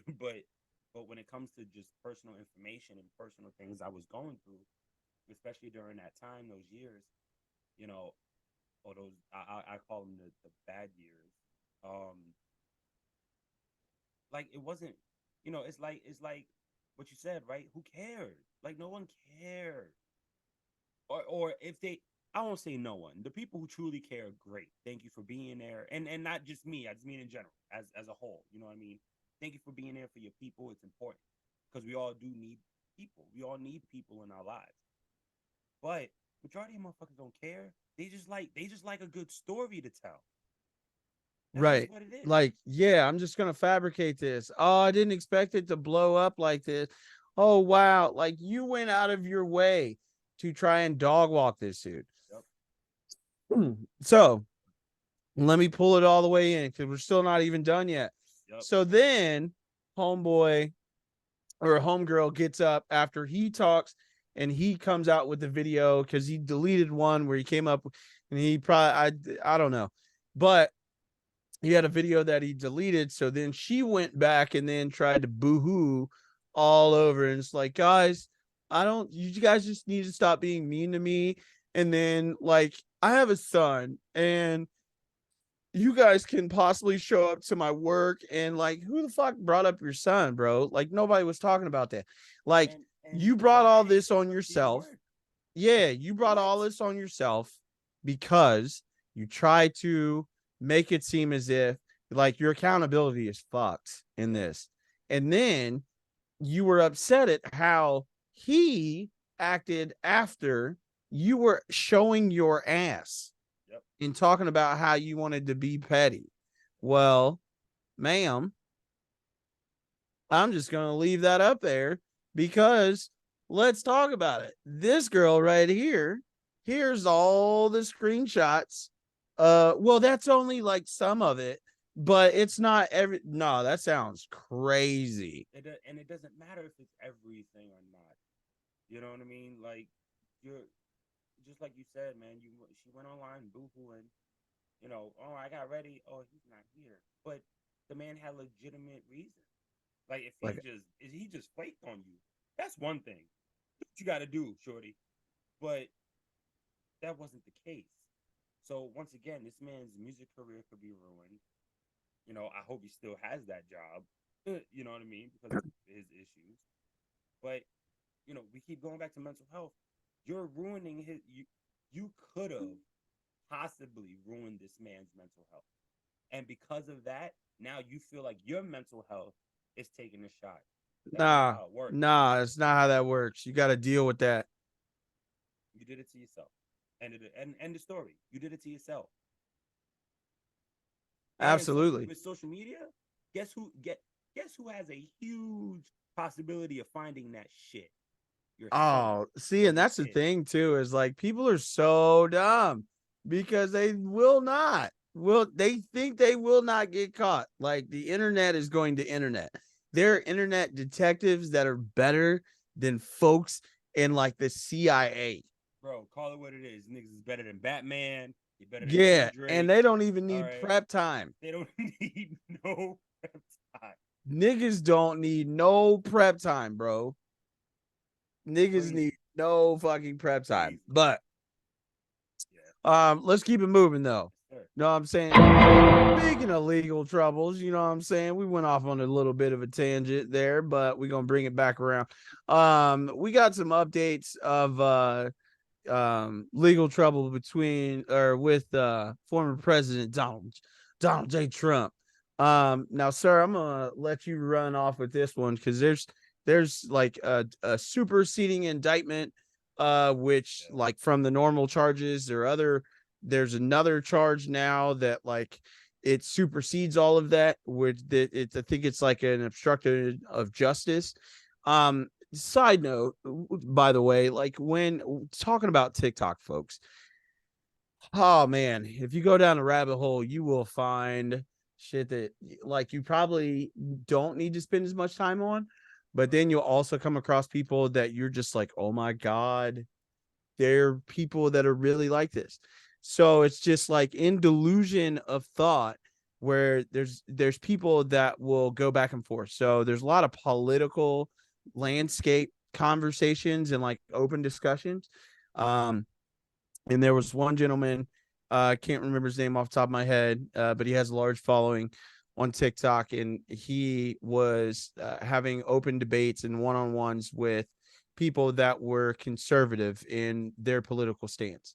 So like one lady was there, and and it was like they were just going through like all of the talking points that like most of your notable GOP senators or politicians have just been dog whistling for days. And then like when you hear people, and it's like, dude, do you know that you can go look it up? So you can't just say shit without like any type of recourse. Yep. Well, everybody knows he was like the best president. He just, and like, what policies did you really enjoy about his? Yeah. Right. So then it's like, dog, don't just sit here and get in like this weird, like this is the thing with American politics, which I know that you had mentioned before that you didn't really want to talk about. The reason why I always like to get here is because I like to at least get to a point of like mutual consent where we go, well, the two-party system is stupid, right? And then everybody goes, yeah, I think this two-party system is dumb. We need to have more options, right? You don't only just want to eat like only two meals for like the rest of your life, right? Like, yeah, no, I want all types of options when I eat food. Okay, well, that makes sense. All right. So then if you believe in democracy and things like that, how like stuff gets called up for like Trump, right? Like since he's being indicted. Well, it's people that are coming after him, and they didn't want to see him be great. He was gonna drain the swamp, and he was getting people in there that were not career politicians, right? Because of nepotism. Yeah. Hence the reason why we saw the largest turnover in regards to White House staff that we have seen in any administration. You can literally go look that up. Yep. Other than like a motherfucker like in the cabinet dying of like gout or some shit back in the late whatever, or like scurvy, like yeah, that's maybe, or like maybe they had a duel or something and a motherfucker got taken out. You know what I mean? But like you can't, this is like retail turnover. Right. Yeah. No, seriously. That is actually the best way to describe it. And look, I'm just gonna say a couple of points instead of going through all the indictments because it's way too many. Sure, it's a lot. It said, so here's the latest news. This is actually NBC News, and this was updated. Today's the 16th. This was yesterday. Okay. So it says Georgia grand jury indicted former President Trump late Monday, charging him with felony racketeering and numerous conspiracy counts as part of a sweeping investigation into the effort by him and his allies to overturn the 2020 election. It says the 41-count indictment also names lawyers Rudy Giuliani, former mayor of New York, which is where I'm from. John Eastman, Kenneth Cheesebro, Jenna Ellis, Ray Smith, and several other people. Fulton County District Attorney Fani Willis, excuse me if I got your name wrong, enlists a special grand jury last year that heard testimonies from 75 witnesses. And the last one here says, among the best known moments in the pressure campaign against Georgia officials was a call in which Trump asked Republican Secretary of State Brad, excuse me if I get his name wrong, Raffensperger, I tried, Yep. to, quote, find the votes he needed to beat Joe Biden. So, look, man, and there's a whole lot more. I mean, I can't stand DeSantis for what he's doing to Florida, but I'll take Trump over DeSantis. oh, any day of the week. But you know, he like there's just so much, man, going on. And I think, and you know, even him talking about, you know, Trump coming out and saying that he thinks that the trial in Fulton County should be delayed until after the 2024 election. Sir, stop. No, Stop dude. trying to come back to presidency. Like this is not The Apprentice season 33. No one gives a shit about you except ooh, I was about to Them Cuberts. yeah. Nah, we ain't gonna say that. Nah, DJ Cubert is my dude. Oh, well, Nah, the video game with the little orange dude. But there's just there is a group of people who will back you up. I will put it like that. right. Well, But- that's where I was going earlier.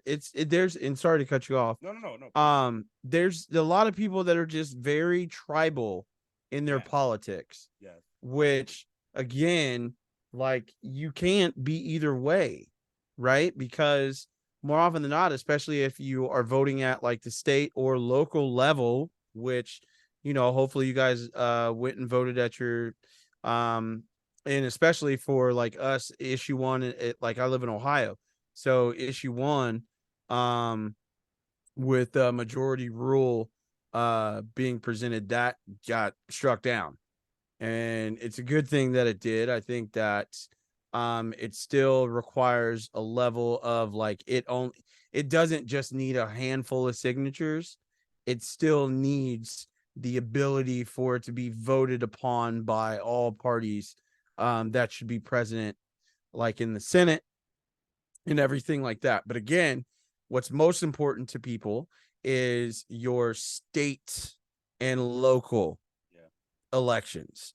And you really need to, it's important because, you know, that determines like where your taxes and your local areas go to, what it's going to, what it's actually doing.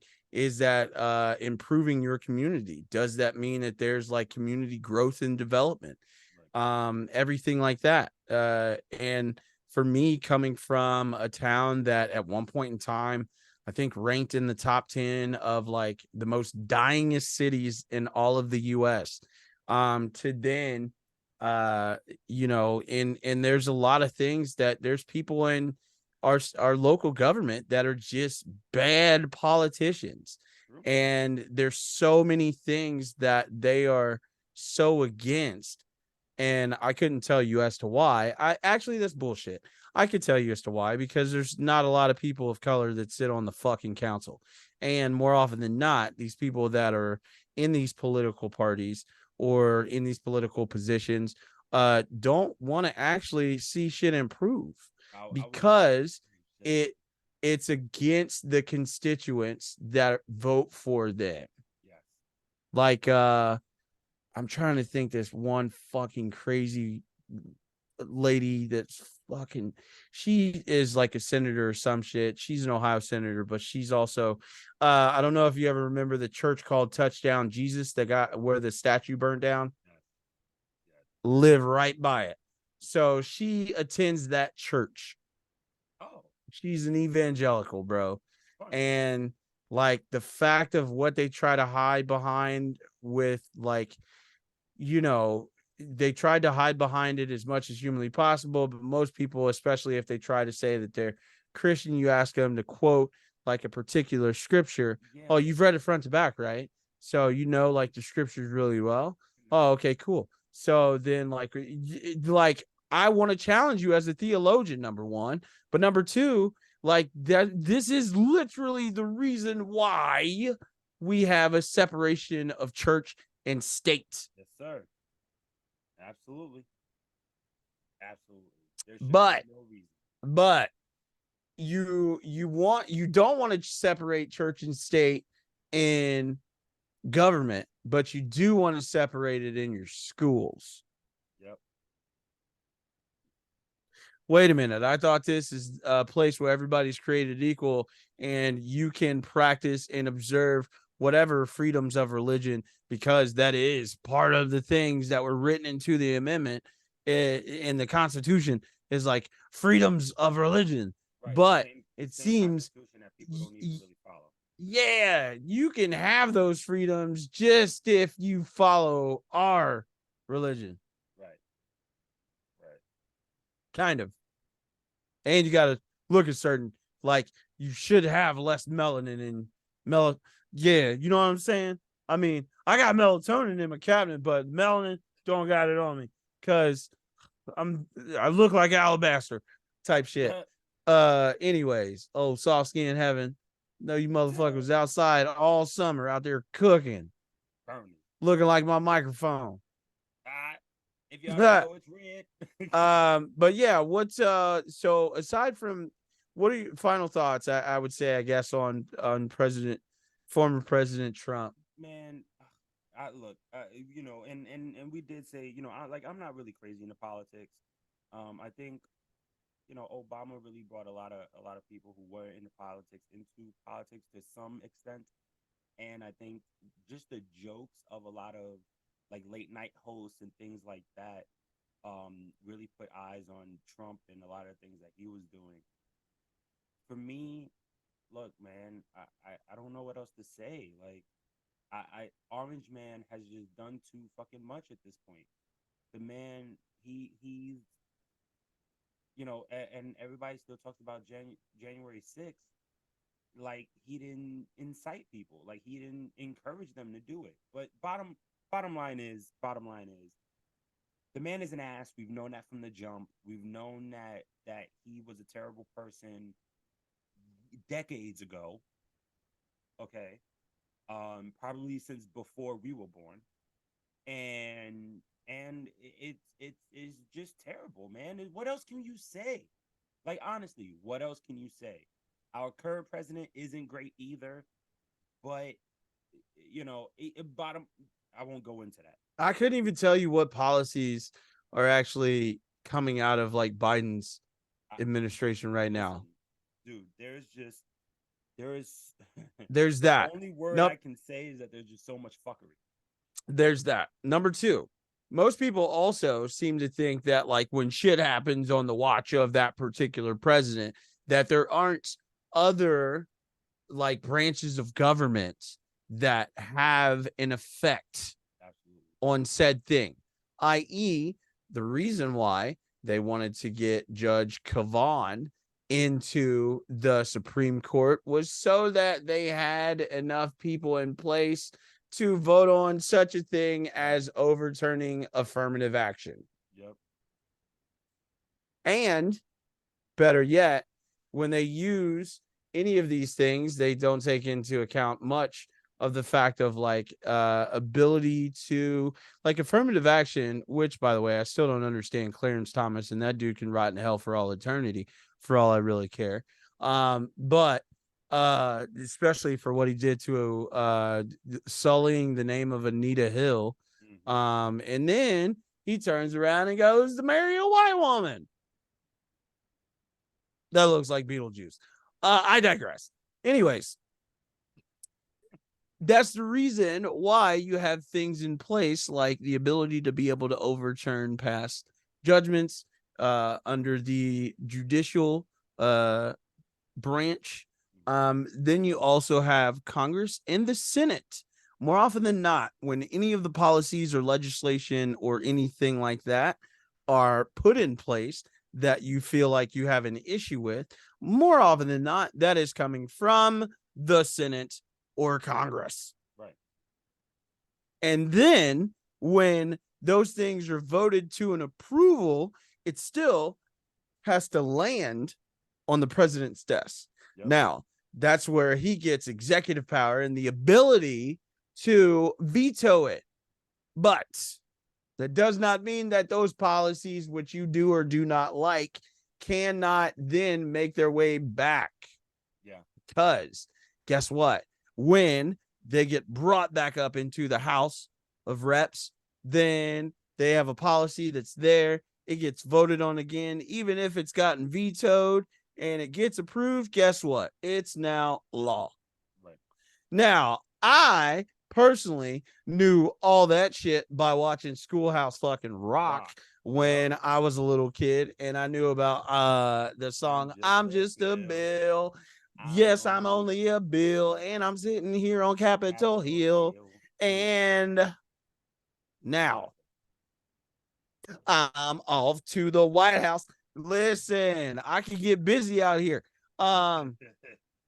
But yeah, no, it's weird that I still know all about that. But some of y'all that are supposedly smarter than me on the internet, and you actually have children, and you actually are in places of like importance.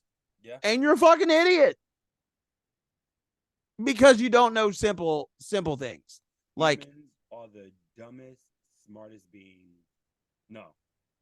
Are the smartest, dumbest beings ever. We smart. in history. Dumb as hell. You know what? Dumb as all hell. We're never going to live in a utopian society. Never that. Ever. Because there's two variables. Number one, there is classism, which supersedes many things. There is folks that have the audacity to think that only they are entitled to the fruits of the land. Yes. While simultaneously trampling on the ability for others to exist in an equal space. That goes against the very principles in which the land that you live on stand for. Yep. There's that. Number two, the other reason why we will never live in a utopian society is because we are too archaic and we evolve too slow. We overindulge, we overdo. We are parasites. We're not actually mammals. We're really parasites.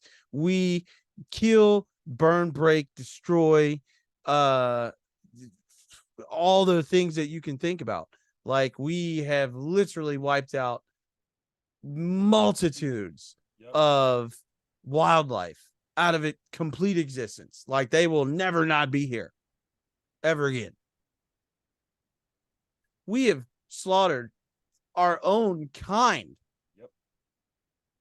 Like, completely wiping out and complete destitute scorched earth.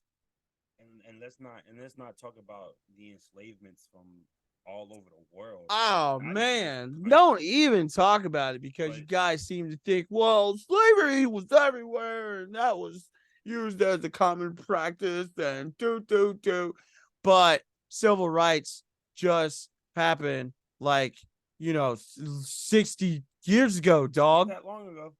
60 Not years that ago. long. 60. It is a whole person still alive. I promise you. I was just having this conversation. I believe on the most recent episode that we've done of a different angle. I am not stupid enough. No, I'm sorry. Let me rephrase. And this is what kills me about our people sometimes. And I'll make this short. They don't understand their history. It was not that long ago when slavery was going on, and it wasn't that many generations ago. My great-grandparents was born into slavery and were slaves. My grandfather and my grandmother were born into slavery. My mother saw, I'm bad with dates when it comes to like the history aspect of things, but with, you know, her, you know, he just, like you just said 60, you know what I mean? Like, and, you know, I'm not going to say age older than that. So there's a lot of things that she saw. Like, Her my mom was brothers, born a year after the Civil Rights Act passed. For context, oh, I'm terrible with years. 1964. Oh, yeah, actually. Actually, she was 2 years. Yeah. So yeah. So your mom and dad's out there, not too Had young ones, not too young parents, Yeah, yeah, but like your nana, if you're young, right? If you were a millennial or whatever you guys call yourself, zennials, I don't know. The fucking change your genitals, whatever you call yourself, wherever you call yourself, or whatever you are, or however old you are. Somebody you know in 1 degree of separation and that's all it is. That's all it is. knows about all the foul shit that went on. Now, last time I checked, since Governor Ron DeSantis and the Moms of Liberty, you fucking bunch of pumpkin spice, unseasoned chicken cutlet ass bitches. I can't stand you motherfuckers. You old revisionist ass fucks. Now y'all want to talk about, and the Florida Board of Education. All you motherfuckers suck. Oh Like, God. I can't stand Jeez. none of y'all. Yep. But the fact is that you want to lie about history because it paints your people in a terrible light. Yep. Now, I apologize if your nana was at the school that Rudy Bridges, the first young black girl in Little Rock, that attended school, and then was chaperoned by her mother and the National Guard. Yep. And grown adults were outside yelling at a little child who is still alive today, throwing shit at her and her mom, calling profanities, calling her all types of things. Listen, that hard R's were being thrown around that day. Like but y'all want to tell me that it is too detrimental to the well-being of your fucking badass children that you honestly don't raise, because if you did, you wouldn't be so much worried about what's taught in school, because you would still do your job as a fucking parent. Right. Absolutely. But you feel like, on one hand, you want to be with a lesser government. That's never not been any more not fucking true. Like, for anybody that votes on the right half. And then when you look at the left is not really even the left. Like, at most, what you have with Bernie Sanders, he is left of center. Still live in a capitalist society. He's like, if you center it in Word and then you hit tab, or if you hit Control tab and it goes back one, just a little bit. That's where Bernie's at. Just a little bit. Like, and there's nothing. Most of y'all have never traveled outside of your country. And if you did, you probably demanded that people speak English, which is super fucking distasteful and rude as shit. Or they treat you some kind of way because you're an American. Just because you're an American doesn't mean you're fucking better than somebody. Oh, they treat you that type of way because you're an American, because you're a pompous dick and you don't like it. So, wow, I wonder how you would think that other people on your own fucking soil feel. I don't care. I love seeing, like, pompous ass tourists get, like, thrown into the gulag or some shit. Yep. Because they were probably doing some fugazi fuck shit. Oops. Alabama riverboat brawl all over again. But yeah, no, I don't get it. I don't get it. People are stupid. And when it comes to these politics, and It's the worst. Donald Trump. Politics and religion brings out the worst in people. I don't care what anybody says. Yeah, but just be ready. If you bring any of that shit to me, just know I'm gonna challenge the fuck out of you. You better have your Bible on hand. And then you can't really call yourself a theologian if you've only studied one religion, technically. Talk about it. Because if you really look at it, principally, you could go across Buddhism. Principally, you could go into the Quran. Principally, you can look at a multitude of other philosophies and teachings, which are just as much like religious texts as like a Bible. I have, so I'm what they call agnostic. So if y'all don't know, So you've read the agnostic gospels? No, I haven't read anything. So for me, it's just more so. I know there's something. I call it God because I don't know what else to call it. I know that there's a higher power. I know that there's some type of energy, something. I don't know if it's aliens. I don't know if it's Zeus. I don't know if it's Buddha. I don't. It could be a Gundam for all I know. Like, all I know is that there's something. But I do believe that there's too many religions for there just to be one correct. Well, shit, man. If y'all believe that there's fucking aliens out here, what are y'all even tripping on? Like, you can't sit in the Milky Way galaxy, if you are familiar with constellation stars and all things within and around your circle. We are literally a blip in the timeline. Literally. A blip.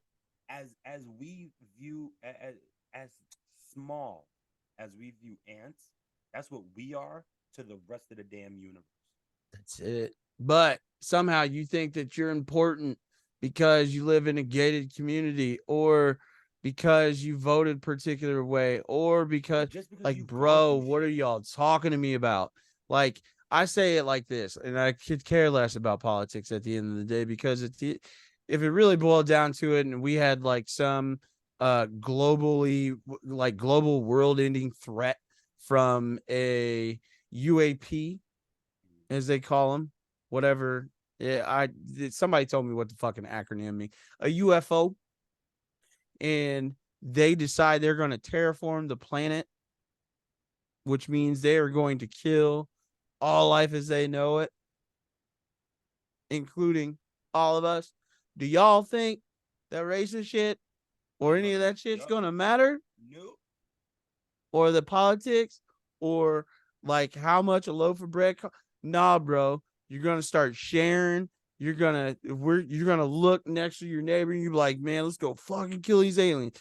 Because you know what? Otherwise, it's a wrap for you. So what you have to think about is that if you have had societies and groups and marginalized people that have been treated like they are under universal threat, chances are they're going to defend self after a while. Listen, before we go to the next topic, all I'm saying is, if things turn into shit like Starship Troopers, I'm not joining. Not at all, bro. I'm not going after them big ass bugs, dude. Starship Troopers ruined me. Nightmares. You know what I'm saying? All right, y'all. Now, before we get up out of here, we're gonna police testify. Hang on, we're still gonna, because we were getting long in the tooth on that. But I do want to say this. Police testify in a trial of 2 white Mississippi men in the shooting at a black FedEx driver. So let me give you some details. We won't stay on this long. Good thing is, though, is that we do not have to read another story about an individual that lost their life, which is great. And that's sad as fuck to say, because a man can't even go do his job. But FedEx driver D. Montero Gibson, I know I probably apologize for tearing that up. speaks at a news conference in Ridgeland, Mississippi on February 10th. This was in 2022. So I assume that this is finally, yo, how crazy is that? So even though this was posted August 16th at 7:54 p.m., this case took place February of 2022. It just goes to show how many unspoken incidences there are when it comes to things like racism or things that happen like that. There are so many unspoken moments, so many people who have passed away because of moments like this that are not spoken of. And look, man, I know as a father, as a black man, as a Spanish man, as a human being, at the end of the day, I'm fucking sick of it. That's it. I'm over it. So let me go into this. So this is in Brookhaven, Mississippi, where a police dispatcher and a detective testified Wednesday because the trial started on Tuesday, August 15th, 2023. I'll repeat that. This incident occurred on February 10th, 2022, and the trial just started on August 15th, 2023. I'll leave that with y'all.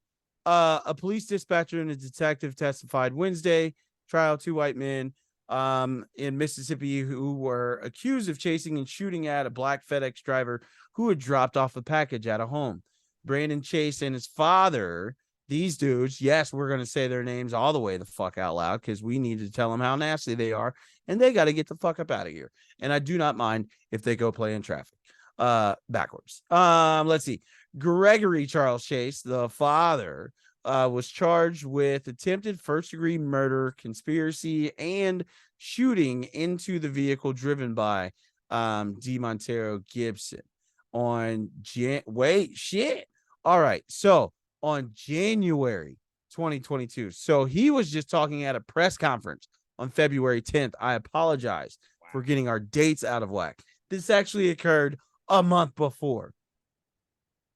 So they sat with their attorneys in a small courtroom full of spectators.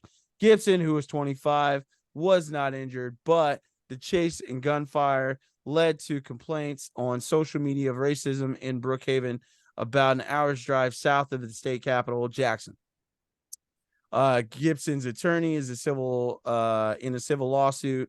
Carlos Moore compared the episode of a killing of Ahmaud Arbery, who was also a 25-year-old black man who was running empty-handed through a Georgia subdivision in 2020 when 3 white men, a father, a son, and a neighbor, chased him down and blasted him with a shotgun. Fuck all you guys.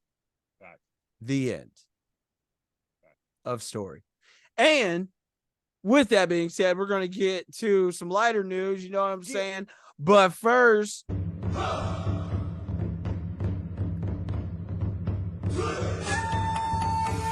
know what I'm saying? Let's get real nerdy in this bitch.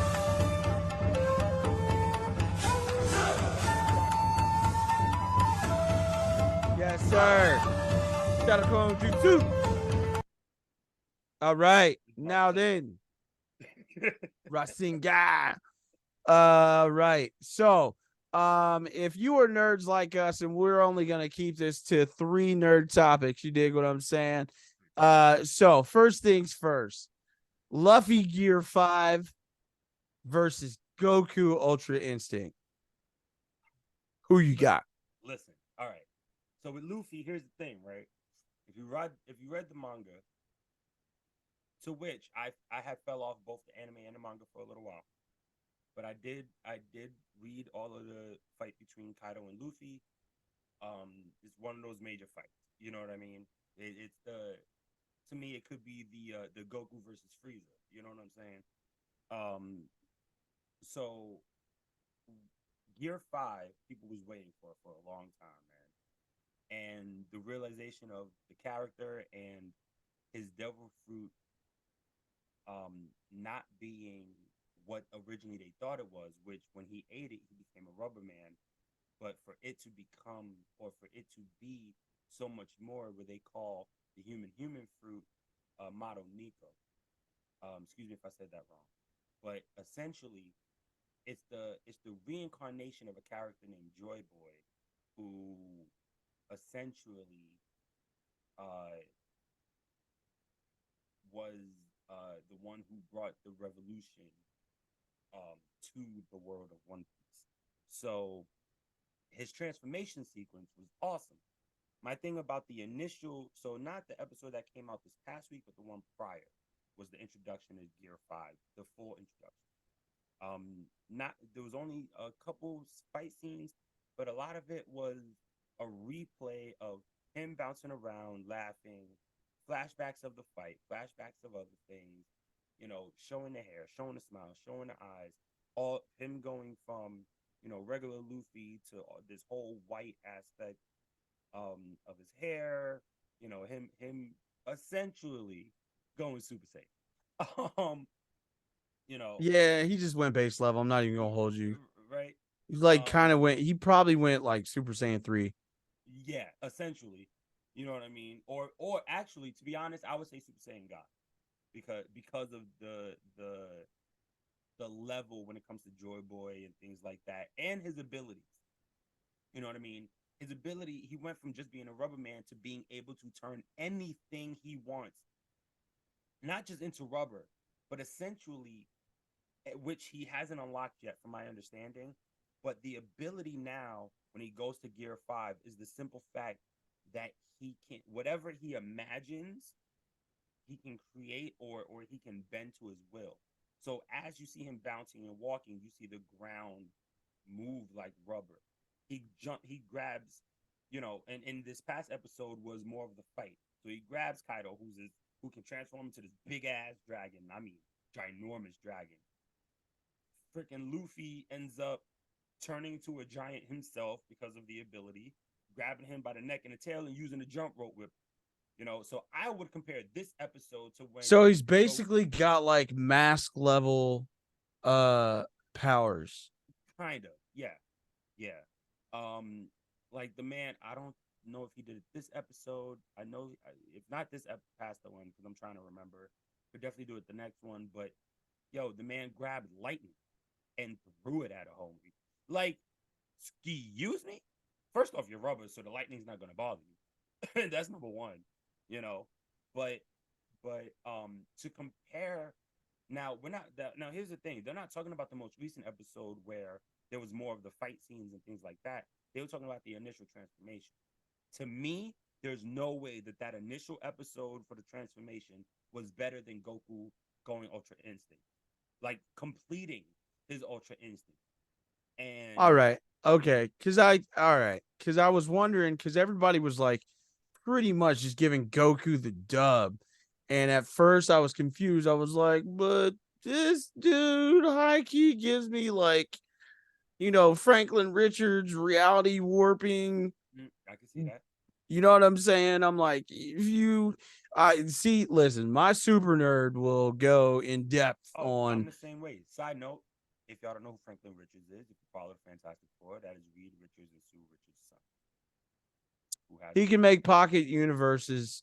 Well, used to. Like he used to just be able to just he turned Galactus into his herald. Yep, exactly. If that and gives that you is any future version of Franklin, but that's neither here nor there. yeah, So, yeah. digress. So so we're yeah. just talking strictly transformations, then Goku wins. If we're talking fight, it's a little bit closer. I will completely agree with that, because the fight between him and Jiren was epic. And yes, that's across multiple episodes, but just but this is my thing, right? So what made Luffy's transformation cool was the giant elephant carrying, the city, and him going, I can hear the drums of liberation. Joy Boy is back. And for, the world government and all of these different aspects being like, oh shit, uh, this is kind of what we feared the most. It comes to fruition. When it comes to Goku, first off, you're in a 59-minute fight. Okay, So we're watching these episodes, which is going so much faster than what the fuck we think it is. All right. And then he fights the baddest dude on the block, which is Jiren. Gets his ass whooped twice. Okay. And this is actually after unlocking, oh God, I'm blanking out what it used to be called, but the pre-Ultra Instinct to the true Ultra Instinct. And Oh, blue. So this is when no, like not blue. When it was still black but shaped different. 'Cause I think it's called Sign, Ultra Instinct Sign, maybe. But you know, and then realizing what it meant for him to truly, like, my thing is visually, right? Visually, Luffy transforming is badass. Don't get me wrong, but Goku, once he controlled it, before he really just up and did the, you know, took old boy's blast and just used his fingers to flame that shit away just like that. It was just easy. He had a whole galaxy form underneath his feet. How are you gonna argue with that? First off, where did that come from? All right. that's what I'm saying. Like, It's a little bit closer, especially if like somebody has the ability to do things at the will of his thoughts, yes. and then simultaneously this dude can power up so much that like stars form under his feet. And this is what people fail to realize, right? Yes, like it's a form in a way because he's a Saiyan. But technically, Ultra Instinct isn't a form. It's a fighting style. Him perfecting it, and with the way, once again, the way he transformed is because of how he fights and the fact that he's a Saiyan. So transformation, especially from the very first transformation of Super Saiyan, and or even going back to Kaioken, the transformations is part of the history of the Saiyans at this point. You know, with all the different Saiyans in history. So Been trying to tell y'all about that. you know, so this is a technique. That's why in the manga, Master Roshi can do Ultra Instinct because he is in control. He's in full control, and he doesn't need to think to fight. That is at the core. That is what Ultra Instinct is. So comparing the actual transformation. If you want to go episode to episode, I would much rather compare this current episode instead of the previous episode, because to me the previous episode once again was nothing but the same scenes over and over and a ton of flashbacks, and like I said, a few fighting here and there. If you're going to compare it to the more recent episode. Don't do it to the previous. All right, so now let's keep it moving into nerd stuff. Topic number 2, Teenage Mutant Ninja Turtles. I went to go see the movie, Mutant Mayhem. I liked it a lot. I went to go see it with my girlfriend and her son, when I went out to go visit her, and it was a good movie, man. The one thing I will say is that like it's not another rehash of the same story. Right. All I can tell you is that it gives you a very fresh perspective, because I know that you haven't seen it yet, so I don't want to ruin it for you. It makes them. It actually, number one, it's voiced by kids, so it gives you teenage perspective. And it actually does put you, like, more often than not, any iteration that you've seen of the Ninja Turtles, even though they've like acted like kids, they've been like fucking adults with like, absolutely. you know what I'm saying? But I guess it really just had to give you the ninja. It had to give you that lore of like, yeah, these dudes are badass. They're big as shit because, you know, they're turtles, but like they can get busy. I like it. There were a lot of funny parts. Like, of course, with Teenage Mutant Ninja Turtles, you're always gonna have funny parts. And I think collectively, like, they were all funny. I do like I like the way that they did it, bro. I will say I like the animation too. I've been kind of a fan. Like if you there's a movie on Netflix, it's animated series. It's Arcane. Yes, I've heard of it. I've seen clips. Yeah. So that's a really good animated series. If you have the chance and you have not watched it, go on to Netflix, watch Arcane. But it's animated in like the same style. So you can't tell if it's a 3D, right? Or like, but it's so multi-layered in its depth of like each shot and like how it's animated. Spider-Verse in a way. Yeah, for sure. Perfect example that I can give you. So, Teenage Mutant Ninja Turtle. I think it's a good movie. I would definitely go back and see it again. Like, I would definitely go back and see it again. So, I might honestly, but I might go see it this weekend. I'm thinking I'm gonna do that with the family.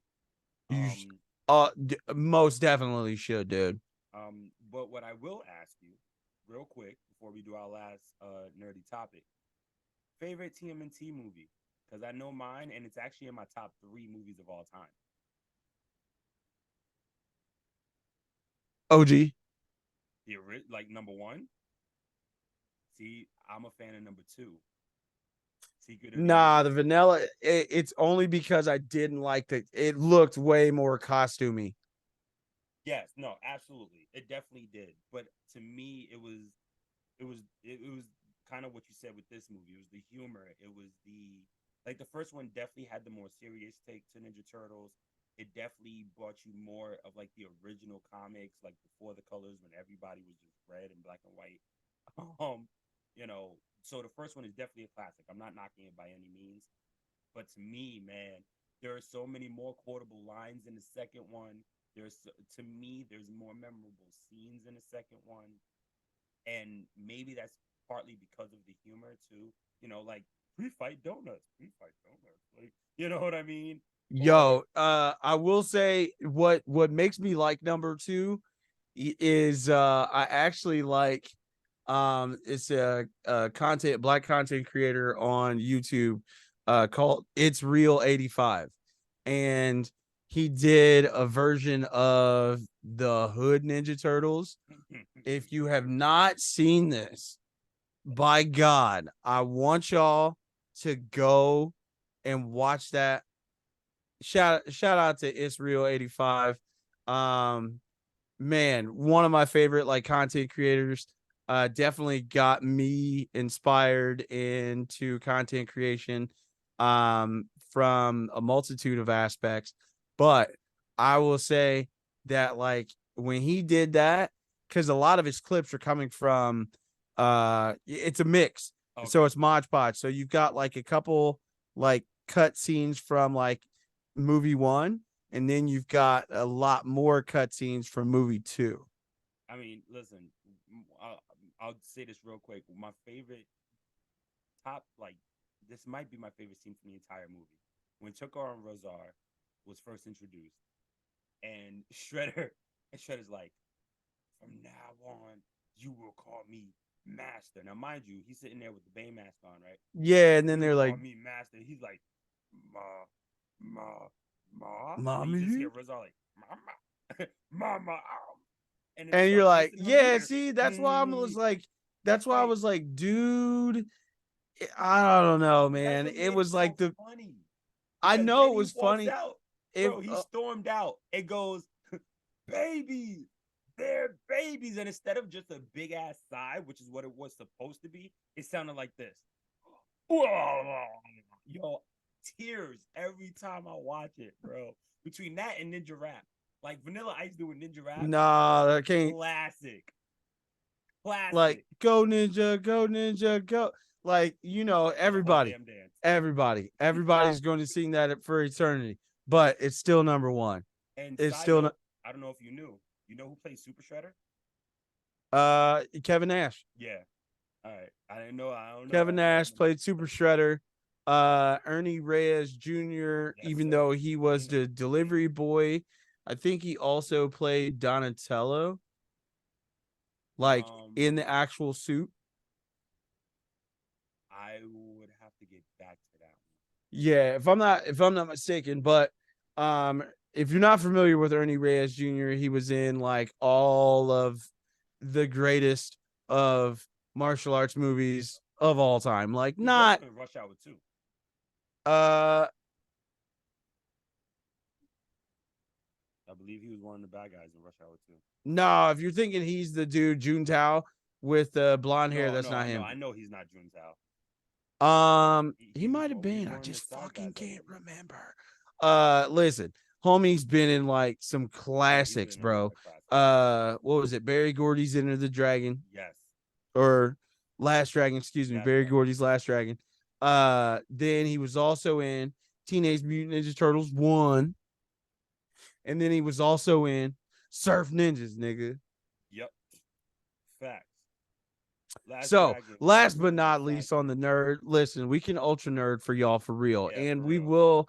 will be bringing a super duper nerd podcast back to the network. Yes, Don't you dare wait because we're coming. Last but not least, Ryan Reynolds is reportedly set to bring back biker mice from Mars. Yep. Yes, sir. So, if y'all don't know Biker Mice from Mars, it was an animated show in the 90s. It was a cartoon in the 90s and they was mice from like Mars and they had antennas and they rode like they were awesome. They listen, they were a biker gang of 3 mice with like some alien tech, but and they're not little mice. They're giant brolic mice. I had the toy old boy with the robotic arm that had the missile shootout. Right. Man, Biker Mice from Mars is a classic, but what makes the nerd community excited about it, especially of our generation. Side note: if you're going to look up Biker Mice from Mars, don't do yourself a disservice, and please go check out Street Sharks also. But Biker Mice from Mars, what makes us excited is that it's Ryan Reynolds. We saw what he did for Deadpool. You know, if Iron Man didn't exist, Green Lantern would have been amazing. You know, this is Ryan Reynolds. This is the man that we know. We know he knows his humor. We know he knows his knowledge. His knowledge for some of the things that we all grew up with is incredible. Incredible. You know, it took him 10 years to get Deadpool off the ground. It's not, hopefully, it won't take him 5 years to do this. So I think we're really excited to see where it goes, what animation style they're going to end up using. But Biker Mice from Mars, man, is a fucking classic. And you know, I think I can speak for Ahan when I say that we're just really excited to see what direction they take it. If it's going to be a continuation, if it's going to be a complete remake. You know, there's not too much information that's out right now, but that is definitely something that I am damn sure waiting to go to watch. Man, I can't wait. Can't wait to see. Ryan Reynolds has been doing good work. I've been seeing some clips from like the Deadpool 3 movie. It looks as like something because there's in a frame with him and Hugh Jackman dressed as Wolverine in like the classic 90s Wolverine uniform. Then there's a picture where in the background where they're fighting, there's it looks like the 20th Century Fox logo, but it's like in rubble. Yes. So somebody had I think I had read somewhere on Reddit that somebody had thought that this is maybe them bringing into like the Fox multiverse, right? So I'm like, oh shit. So it could be possible. I think if anybody, Marvel might do a good job. I would love to see you know, the guy that is doing Deadpool to keep that same energy when they enter in. Because like the thing about Deadpool that most people don't realize is like he, as much as y'all love him, you're gonna lose your shit when you realize that that dude is sexually ambiguous as fuck. Number one, he's like in love with Spider-Man, and there's there's a whole bunch of their stuff. romance is amazing. Yeah, and it's one side, and it's so one-sided, it's hysterical. and that's the thing. That's the thing is like he's gonna play that role like hands down. Like Ryan Reynolds was built to be like he was built for Deadpool. Like nobody else should play Deadpool. I think with like Hugh Jackman, same thing with him with Wolverine. I don't want to see anybody else play Wolverine. If I'm being quite honest. I don't know. I think minimum one time I would like to see short Wolverine, because Wolverine is not that tall. I think 5'2". yes, he shouldn't be 6'5". Right. Like Or he 6'2", shouldn't be which is towering what I over. think Hugh Jackman is. So he shouldn't be 6'2". You know, but I understand, it's like Iron Man, we can't, it's going to be highly difficult to see another person play Tony Stark. Yeah, I don't think they. And what's crazy is that they originally, I think they had like gone after Tom Cruise to play it. I know, And I know Tom Cruise was rumored to play a variant, right? yeah, infamous Tony, when in the arc, in one of the arcs, originally it's called Access, where they Doctor Strange and somebody else, I want to say Doctor Doom, did a spell that combined, and the heroes and villains in that bubble ended up switching. So the heroes ended up doing bad things, and then the villains ended up trying to do good things. Carnage tried to be a good guy, which is insane because he was That's still insane. cleaning up. Sabretooth was trying to be a good guy, but people like Iron Man was out here giving apps. First off, he made an extremist symbiotic suit, which is crazy. And then he made an app that when you hit it, it transformed you into what you wanted.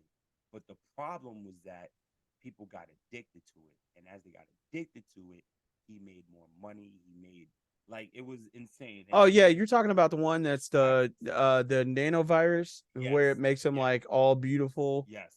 Yeah, and then it's like 100. He charges them like $100 a day, Right. and So, then it. and that was the Tony that Cruz was supposed to play. Ah, okay. Yeah, I remember that. This is also the same arc where Tony and then Matt Murdock, aka Daredevil, he cures his blindness. Yes. And Daredevil is just like, I'm not about it. I don't like any of this. Yep. And I think before it is all said and done, he ends up going to visit his best friend so that he can see him Yep. for one time. And then, like, as he's standing in front of his best friend, like his sight is literally like to me, it's like one of the best panels in all of comic book history because of just being able to visually see like what Daredevil sees, and then to go from the transformation of like him seeing to then like that Going like back to to his radar senses. Yeah. Oh yeah, it's crazy. Yeah, it's insane. But all in all, man, I think a lot of the things that we're talking about, the three topics we talked about, there's a lot of hype. Apparently the Ninja Turtles movie completely revitalized the franchise, which I'm really happy about. And then we just gotta wait to see the rest of the Gear 5 title fight, and like you said, Mice for Mars and Deadpool, and everything Marvel once the writer strike is hopefully fixed or solved sometime soon, so we can get our shows and stuff. And there's us also being wrestling fans, there's a lot of good shit coming. There's a lot of good things. There's a lot of things happening in like the nerdverse. Yeah. by all things and all means, man, I'm here for it. I cannot wait. Castlevania, I think the new season is set to release on October 28th from my understanding. So dude, there's so many things in the pipeline. But at the end of the day, as much as I like want to say I'm so geeked out and excited, there's always going to be something going on in the world that we do need to pay very close attention to. But before we get out of here, I want to say more than anything, prayers up for sure to all the folks in Hawaii that are dealing with the wildfires. And unfortunately the death toll is estimated to be somewhere around 1,300 people missing. So if you're not familiar, one of the Hawaiian islands, I believe it was Maui, there was an electrical fire that originally had sparked the issue, and I think this was coming from like a telephone pole or telephone line. Transistor went off, the pole caught fire, and then there's a certain type of grass that was brought over by European settlers, aka the Dole Plantation, which has been around Hawaii since 18 something and some change. But originally they had planted this grass, which is indigenous to Europe. They had planted the grass so that they could feed livestock. And then after a certain point in which they decided that, they didn't feel like feeding the livestock anymore, they just left the shit. So it became overgrown. It was on that island. Then, oh, damn, that's terrible, dude. Because I think that's also where Waikiki, if I'm not mistaken. But yes, I digress. But yeah, so a myriad of things. Of course, it doesn't help that with global warming and then a tropical place, the I don't the foliage and all the grass and things like that, that shit gets dried out, even though it's so close. But then you've got salt water, the moisture from that being lost and pulling things out, so it's drying out the grass even more. So really, it's a comedy of things that all have transpired consistently for that to occur. And we just keep saying all thoughts and prayers. We're gonna give some, somebody probably got mad at fucking Joe Biden for saying that they're going to give, I think it was like $700 to every $700, bro. Lots of people in that. I don't blame them. That's it. 700. And you know what? The missus brought it up to me. I believe it was yesterday. All the money that he decided to give to Ukraine, and I'm not knocking that by any means, but this is why we talk about you're so willing, and not just him in general. People are so willing to do shit for other countries, but what about here at home? Yeah, that's what I'm saying. Like, why the fuck do we gotta be world police, bro? Why do we have to be world police? But we were supposed to end this on a light note. So yeah, you right. So what I will say is, once again, very excited for the future. Very excited for there's a whole lot of things coming up, man. I'm stoked for New York Comic Con. I'm going again. That's in October. Ooh. So and I think it might be too late to try to get a press pass. But I'm gonna try. But yeah, man, there's a lot of things coming up, and I think we're all just really excited, especially even with just the CBD media network. We're multimedia network. There's a whole lot of things coming up. There's things in the works. I'm already talking to Dre about some things for both of our pods, and same thing with Susio Boys. Same thing with this, and this is already one of the first and many crossovers that you guys will see. So I know we're all really excited about it. Man, I'm telling you, listen, bro, listen. I'm excited to have y'all here. This is like it takes me back because this was a good podcast. Man, we talked about so much, but like I was here for it the entire time. Thank you. And I remember going from like doing 2.5 hour pods all the time to now it's cutting down. So like thank you for being able to like, help me exercise, so to speak. But before you get out of here and before we close out this episode of C.D.B podcast episode 59, where can the people find you, my G? Oh yes. So you can find me on Instagram, Threads. I don't use. I'm trying. And X, Twitter, whatever the hell that thing is called. What is that? The CM Punk app? I'm confused. But you can find me at Mr. Marvel 87 on all of those apps. You can make sure you follow the Four Corners of Commentary at CO Commentary on Twitter, Council of Commentary on Instagram. No, the Council of Commentary on Instagram and Council of Commentary on TikTok. Also, we do have a Facebook group page. All you gotta do is type the Council of Commentary, but make sure you click the one with the purple, not the one that says blog, the other one. And then also make sure you follow a different angle at ADA Pod 2023, both on Instagram and Twitter. We will be updating it more. So be on the lookout for that.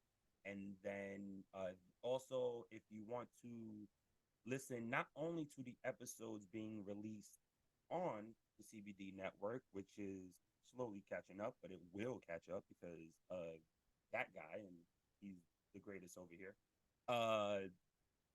But you can also go on podbean.com, type in a different angle, and just look for a blue cover with two heads facing the opposite way.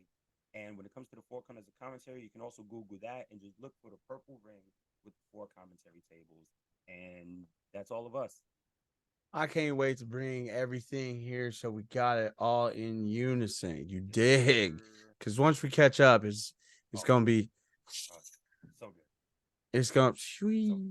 Ladies and gentlemen, y'all know where y'all can find me. A Hun the Shogun. You know what I'm saying? A.Hun the Shogun on Facebook and my Facebook fan page and on Instagram. You can also find me on Twitter, A_Hun_ the Shogun. Snapchat A.Hun the Shogun. And more than anything, what I want you to make sure that you do, follow us on the C.D.B network on Twitter or X, Twitter X, you know what I'm saying? And then that way you can stay up to date with all of our drops. You can also stay up to date with any of the retweets coming from the other places. So that way, if maybe you're not following any or all of our hosts, you'll see our retweets from there. You'll see their pages, their pods pages, and everything like that in the correspondence. But do us the biggest favor, more than anything aside from following us, because sometimes you need a little bit of break.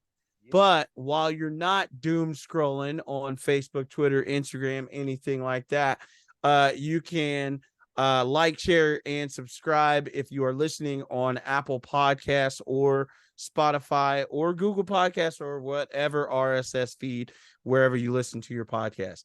Make sure that you follow the C.D.B network. You dig what I'm saying? We'll be doing some rebranding here soon so that we fully convert over to C.D.B multimedia, just so that way the network is bigger than what it's supposed to be, because that's what it is, dog. And but real quick before we shut out, yes, sir. last thing, because I would be terrible if I didn't do this. Next Thursday at 8:30 p.m. Eastern Standard Time, YouTube.com. That's the other one. Go to YouTube.com / the Council of Commentary and make sure you subscribe. We are coming back with season 3. Oi. Can't wait. I will be on Top Rope Squishy right before we come back on. So that'll be at 7:15. Make sure you check her out. I will also be on Susio Boys. That will drop Tuesday, I believe. That will drop Tuesday. So be on the lookout for that. So that's going to be a lot of fun. Also, I might be on Those Wrestling Girls sometime this week. So shout out to the ladies and gents on that. And then lastly, September 2nd, please go to the Hit Sports list and check out Backstage Brawl. Those are my brothers. I will be on Backstage Brawl. We're going to be talking about wrestling and Power Rangers, which is one of my favorite things in the world. So make sure you guys check that out. It would be greatly appreciated. And like he said, we will retweet it. We're gonna know, y'all gonna know where I'm at. Y'all gonna follow us. You're gonna watch the shows. All the time. We want your comments. We want you to speak to us. So Boom, we can have bye, this bye, bye. dialogue.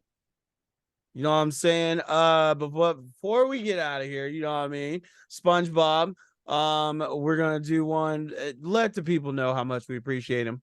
Thank you for your patronage. You know what I'm saying? Let's see. I think I've covered all the bases. Shout out to everybody involved, all the sponsors. Luke Belair Champagne. Let's see, Dr. Dabber, 710 Labs, Sexual Chocolate Factory, and Grow Gain Inc. Just to name a few. More than anything, love, appreciate y'all. Oh, also shout out to Campaign Cincinnati. Shout out to them, always keeping me fresh. Clothing brand, and Jay Salandino collection. Those are my people. So it's really either or. We'll be doing some pop-up shops. So if you're into sneakers or street apparel, by all means, just stay glued. Follow me more so on Instagram, just so that way I can tell you when the next pop-up is set to occur. So now, with that being said, you know what I'm saying? Almost up out of here, but let's get a little musical taste to get the fuck up out of here. You know what I'm saying? I figure we start in with a little music. Try not to be jaded, but Lord forgive me if I don't seem excited. Niggas flames getting reunited when you don't see that bread like you on a keto diet. Peep the way the elite divide us, still want that seat on private. Jets hit the tarmac and get popped cause niggas can't be defiant. What goes up eventually comes back down. Oh, you don't believe in science? I'm always up cause God got me. What you see is triumph. One in a hole whenever I ride with my gun. They wanna ban them like we still can't buy guns. Ain't let bygones be bygones. Heat in my house without the pilot light on. Might hit an island out in Taiwan, bitch. I'm wild and money fall out of my palm. Give me a reason, bitch. This heathen sick. The young as a demon squeezing cigs. I'm still rocking shit from Yeezy season 6.